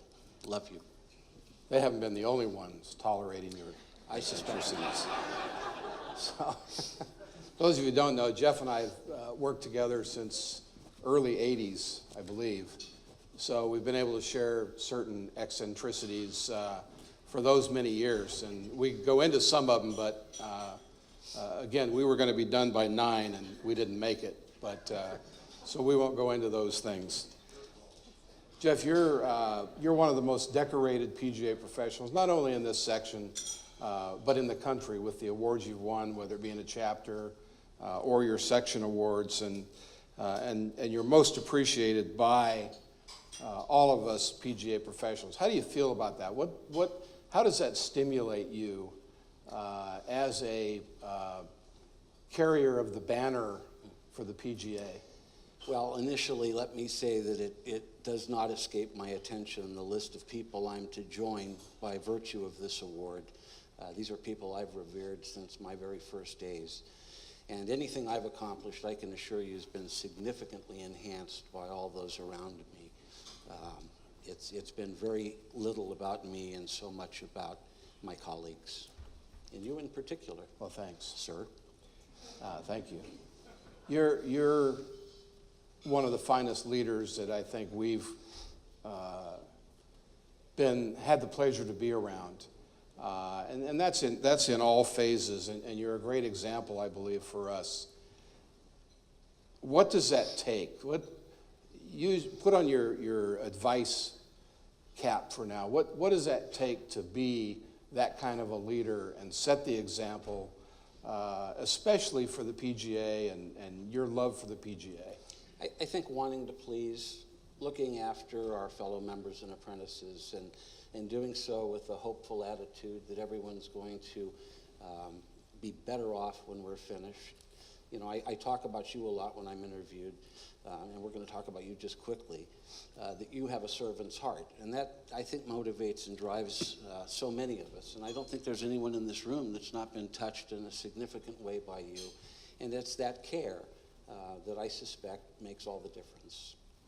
Well, I think you and who you've touched, and the many of us that you've touched throughout our careers together, I think that's a pretty good testament of what you mean in the game and what you mean in the business, and just to see you walk through and then of course get a standing ovation, I think that's pretty cool, and you can be very proud of that. I am, and I'm touched beyond words, and I thank all of you for that kind recognition. Thank you. Thank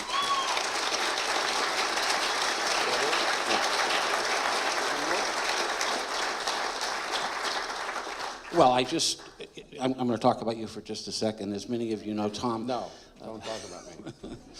Tom is, again, just a colossal figure in the world of golf, and has been so extraordinary to so many people on so many levels. But just personally, Bob Madsen and Barb are here tonight. Walt Willows and Gail are here tonight. John Mason and Jackie are here tonight. And they're all born out of this fabric that you allowed us to create, these lifelong friends, the best people I know. And I thank you for that. Thank you. Thank you. Thank you. Thanks very much.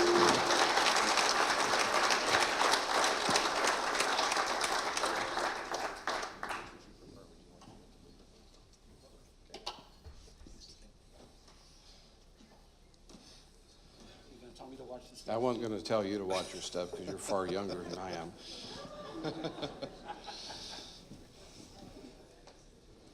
Teacher of the Year. Our Teacher of the Year award is designated to recognize a PGA golf professional with his outstanding amongst the ranks of our PGA membership. This award is based on a professional's overall performance in teaching, innovating, creating teaching programs, initiating articles, programs, and just really being involved. I think Bob Madsen's participation in our section is really without, there's really no one else to compare you with, Bob. I take a look at the accomplishments since you've been there at Sequan, or you used to be Singing Hill since 1983, and kind of speak of that fabric of Mr. Addis being there with Mr. Glazer as well. But your accomplishments, not only on the golf course playing, but also teaching, they have your passion, is an influence on us, whether it's with our teaching huddles or our different summits. We know you're an avid reader and writer, and you're the guy that a lot of people go to for a lot of swing advice, and we're just really honored tonight to recognize you, Bob Matson, as our 2017 Teacher of the Year Award.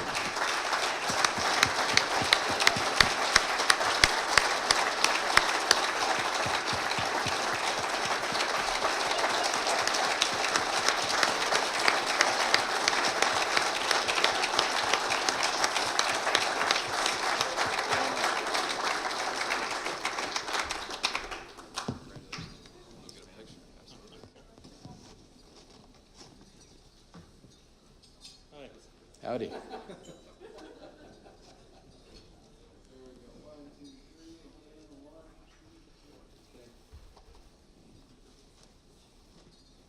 Yeah, you can sit there. Nice to see you. Way to go. Yeah, nice to see you. Here you go. Thanks. Thank you, everyone. It's nice to be up here with you. It's been a long Likewise. time. Yeah. It's been early 80s for you as well, I believe. 1983, Mr. Addis hired me at Singing Yeah. Hills. Yeah. And we've had the great fortune to spend a lot of time and with Barb also.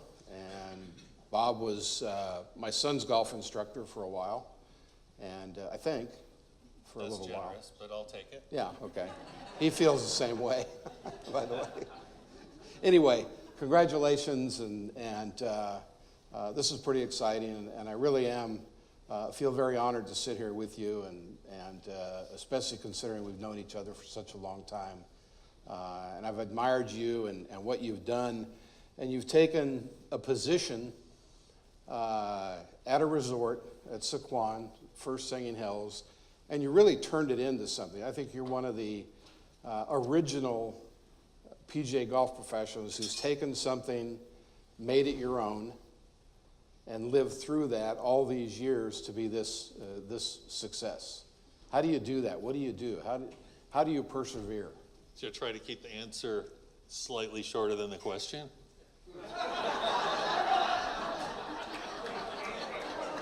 Well, first of all, I wouldn't have been able to do it because you allowed me to teach full time. There was no director of instruction, there's no head teaching professional, there's no full-time teaching professional at Singing Hills. And so I'm the interim full-time teaching professional, and I appreciate the opportunity. We've been courageous in terms of doing things a little different. You know, we felt like grip, stance, ball position, alignment, weight distribution had limited workability, and so we've done some stuff a little different, tried to turn golf instruction around a little bit, start on the golf course, start with fun, start with playing lessons, maybe not start with ball striking. So some of that stuff maybe has been a little different in terms of keeping it fun and making it, you know, I don't know if it's earth-shattering, but trying to make a difference in people's lives. I think it's pretty earth-shattering when you look at what Bob has done out there, and you follow Bob and his questions on Teachers Huddle and all those programs. I think that is earth-shattering. And you've always been an inquisitive soul, always. And how do your students handle that? How do you take that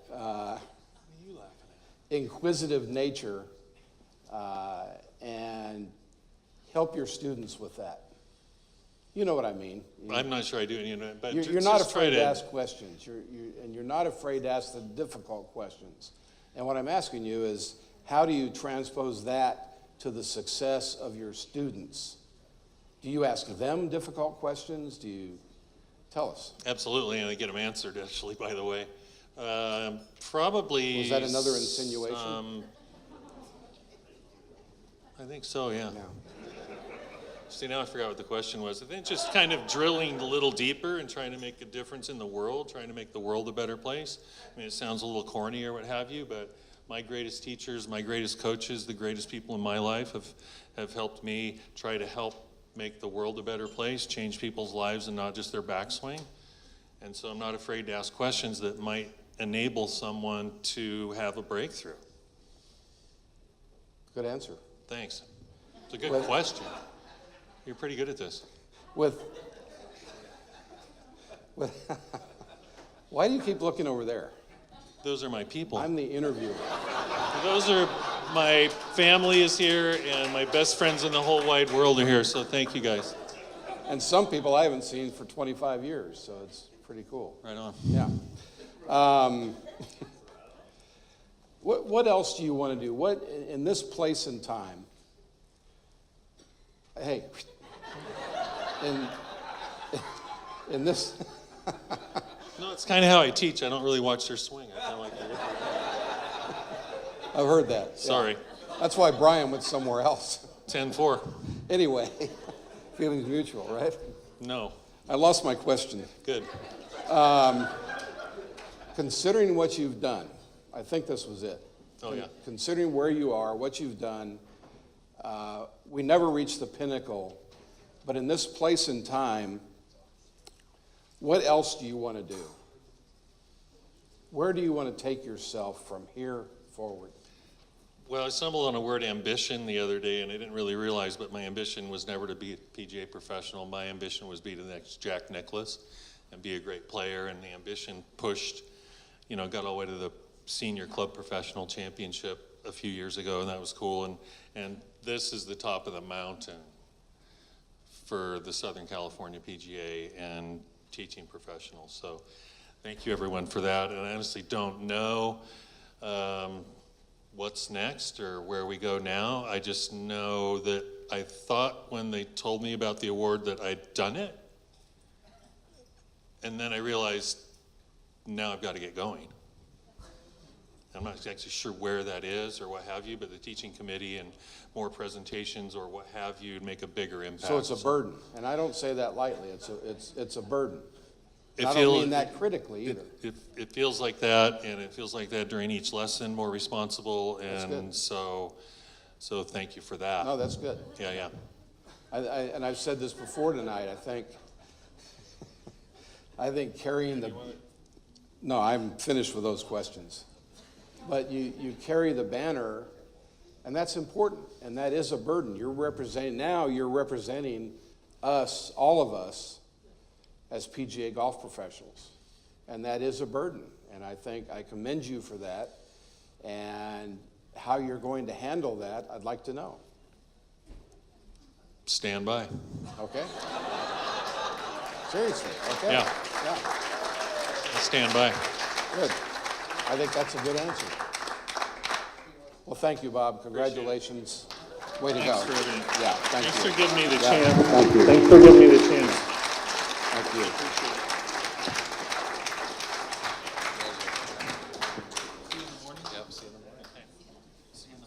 Yeah.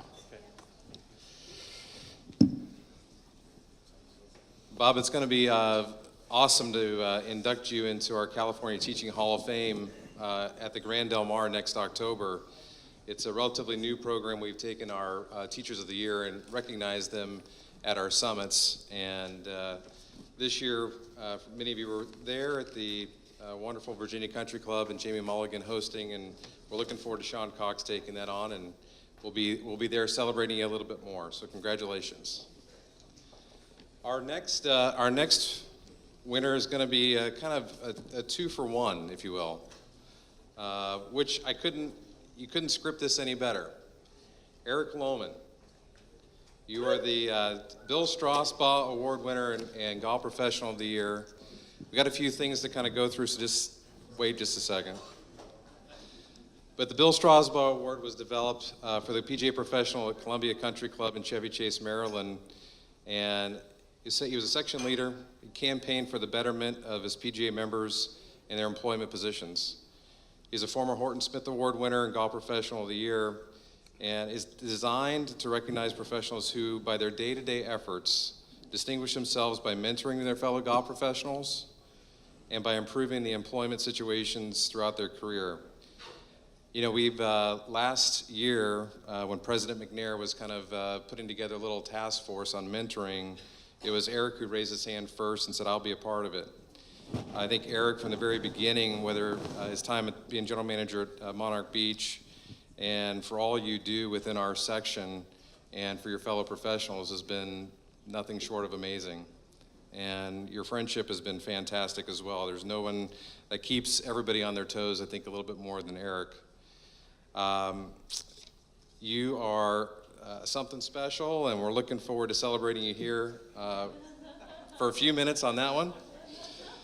But then we're going to turn our attention to the other award for which you've been recognized as our 2017 Golf Professional of the Year. Golf Professional of the Year is one of the highest honors our association provides. It's for those whose contributions to the game best exemplify the complete PGA professional. Former winners of this award are Ron O'Connor, Tom Addis, Jerry Wiz, Jeff Johnson, Bill Holbert, Pat Riley, Tom Sargent, Patrick Casey, Perry Dickey, Andy Tooney, Joe Groman, Jamie Mulligan. You can just imagine that's the top. And so what we want to do is we've got this little video that we'd like to kind of show in honor of our 2017 Golf Professional of the Year Award winner, Eric Lohman.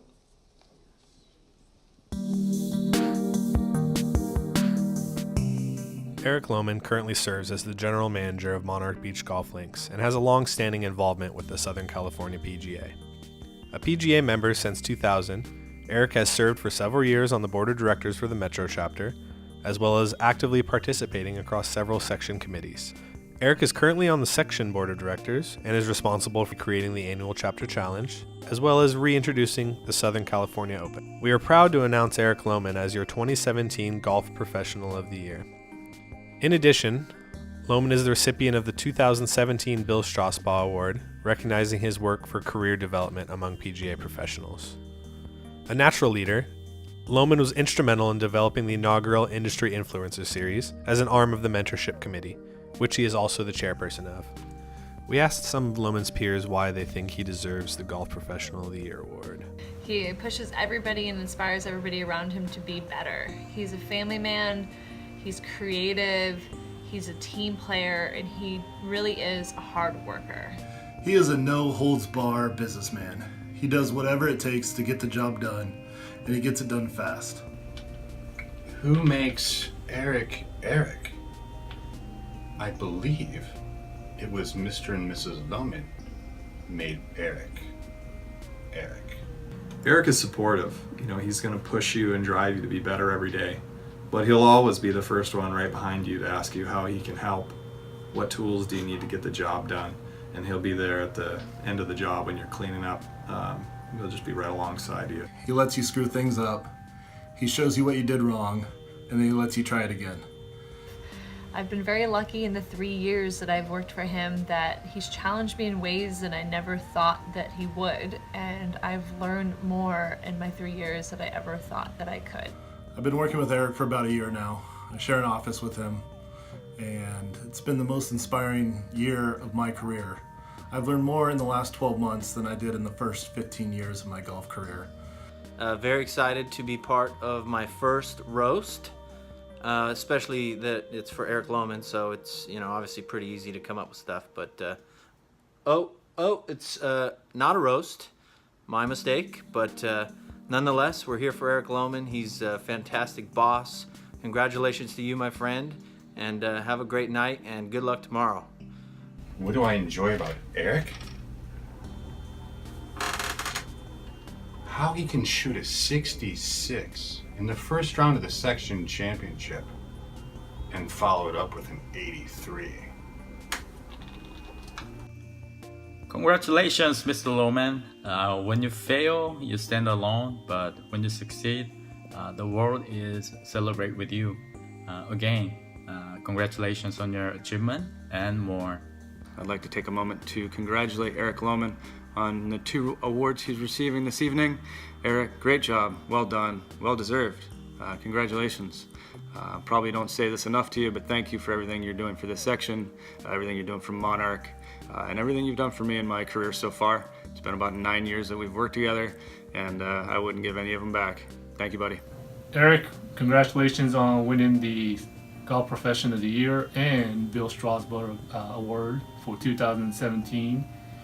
You deserve it. Thanks for everything that you've taught me.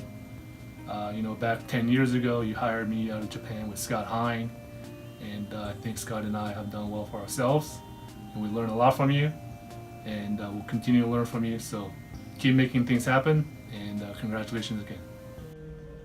Elo, hey bro, sorry about all that. Just want to say congrats to you, congrats to your family.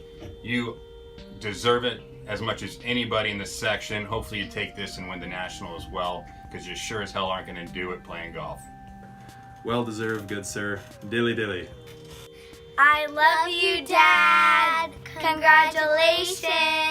Congratulations, Uncle Elo. We love you. Eric, congratulations. This is Michael O'Keefe. For one brief shining moment in the 1970s, I portrayed a character named Danny Noonan. So from all of us at the Caddy Shack to you, be the ball. And with that, we'd like to congratulate Eric Lohman for his 2017 Southern California PGA Golf Professional of the Year Award.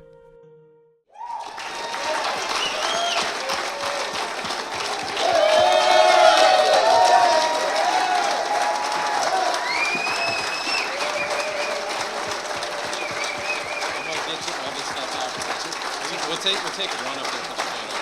We'll take two. You gotta take two.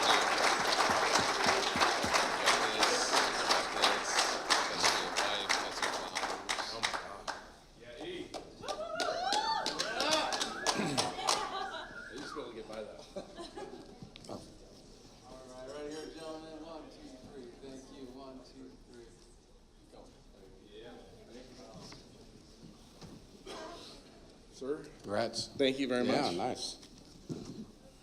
2 awards. Wow. Yeah. Do we get breakfast soon? Yeah, it's getting there.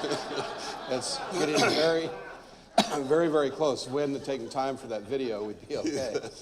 Sorry about that. No, that was pretty cool. Thank you. That was very nice. Pretty neat. Yeah. So, I've asked this question to a few people, but how do you do it? You've always been at really busy places. You try to play golf. You manage. You try. Well, I didn't mean it that way, but you do play golf, and the Bill Strasbaugh Award alone, which is Mr. Strasbaugh was known for helping many, many golf professionals, and myself included, and his leadership and you helping people, and that's one thing I've noticed about you. I'll get to the Golf Pro of the Year here in a second. But you helping people, I think, is one of your traits and characteristics that people love about you. Why? What happens? What makes you want to help people as much as you do? It may be voluntary. It may not be voluntary either. Yeah, Bob's right. These questions are kind of long. I think it's just I inherited. I think from my family, my mom and dad. I've worked for some really good people who were very forward in that way with me. I started my career with Patrick Casey at Monterey Country Club. Shirley doesn't know I worked there because I was pretty much like taking the trash out of Pat's office and making sure the other assistant pros were well taken care of. But I just worked for some really good people, and then when I really got into the business, I went to work for Orrin Vincent and the OB Sports Management, and those guys were great, and I think I just learned very early that was just the way to do it. Golf Professional of the Year is a pretty big deal, and you could be one of the most deserving PGA members that have ever won the award in our section. I think with your involvement and the things that you've done and offering yourself and always offering your facilities to help everybody, and you're being recognized for that now. Does that put extra pressure on you? I used the word burden with Bob, and he didn't like it, so I'm not going to use the word burden with you. But does that put extra pressure on you to be better and to do better things? And I apologize if that question was too long. No, it wasn't. I don't know if it puts extra pressure on myself because I've already put that on myself. I think I started that way. It's going to stay there. I think, when Bob was talking about that, I think it just reiterates the fact that as long as I'm going to be a part of this, then I'm going to continue to do what I've done. And I don't think I'm going to retire tomorrow, although I'd like to. I just can't afford it. So I think I'm going to continue to go down that path and give back and find ways to improve the things that we've done so far that have been so successful. Is success putting pressure on yourself? Is that one of the keys to being successful? Is that pressure? I don't know about for other people. I think it's just the way I'm inherently programmed. But I think accomplishing something out of that success defines me and defines what I'm about. But again, I think it depends who you are and how you're programmed. In my case, it's just to try to keep giving back. So. Where do you want to go in the business? Where do you think your activity, your interest level, obviously very high, and you're motivated to do a great many things for all of us. Where does that carry you?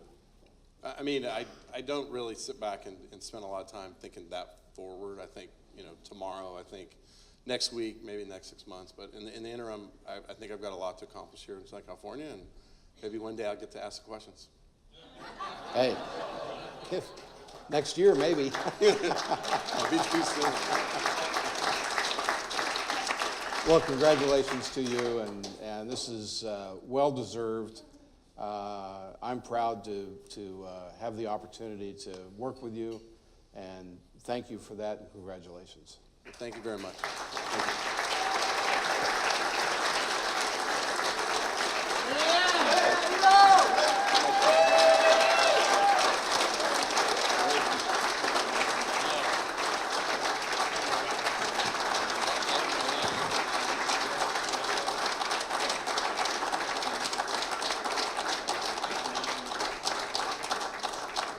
Need some help?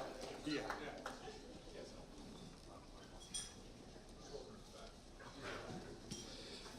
All right, well, thank you to all of our award winners. Congratulations, you're all very well deserving. A special thank you to Newport Beach Country Club for hosting us tonight, and to the friends and families that were able to join in tonight and celebrate on a special occasion like this. So for all the golf professionals in the room, we'll see you tomorrow morning at 7 a.m. Breakfast will be served. Meeting start at 8 o'clock. So you got a little bit of time. The bar is open somewhere. Thanks for coming.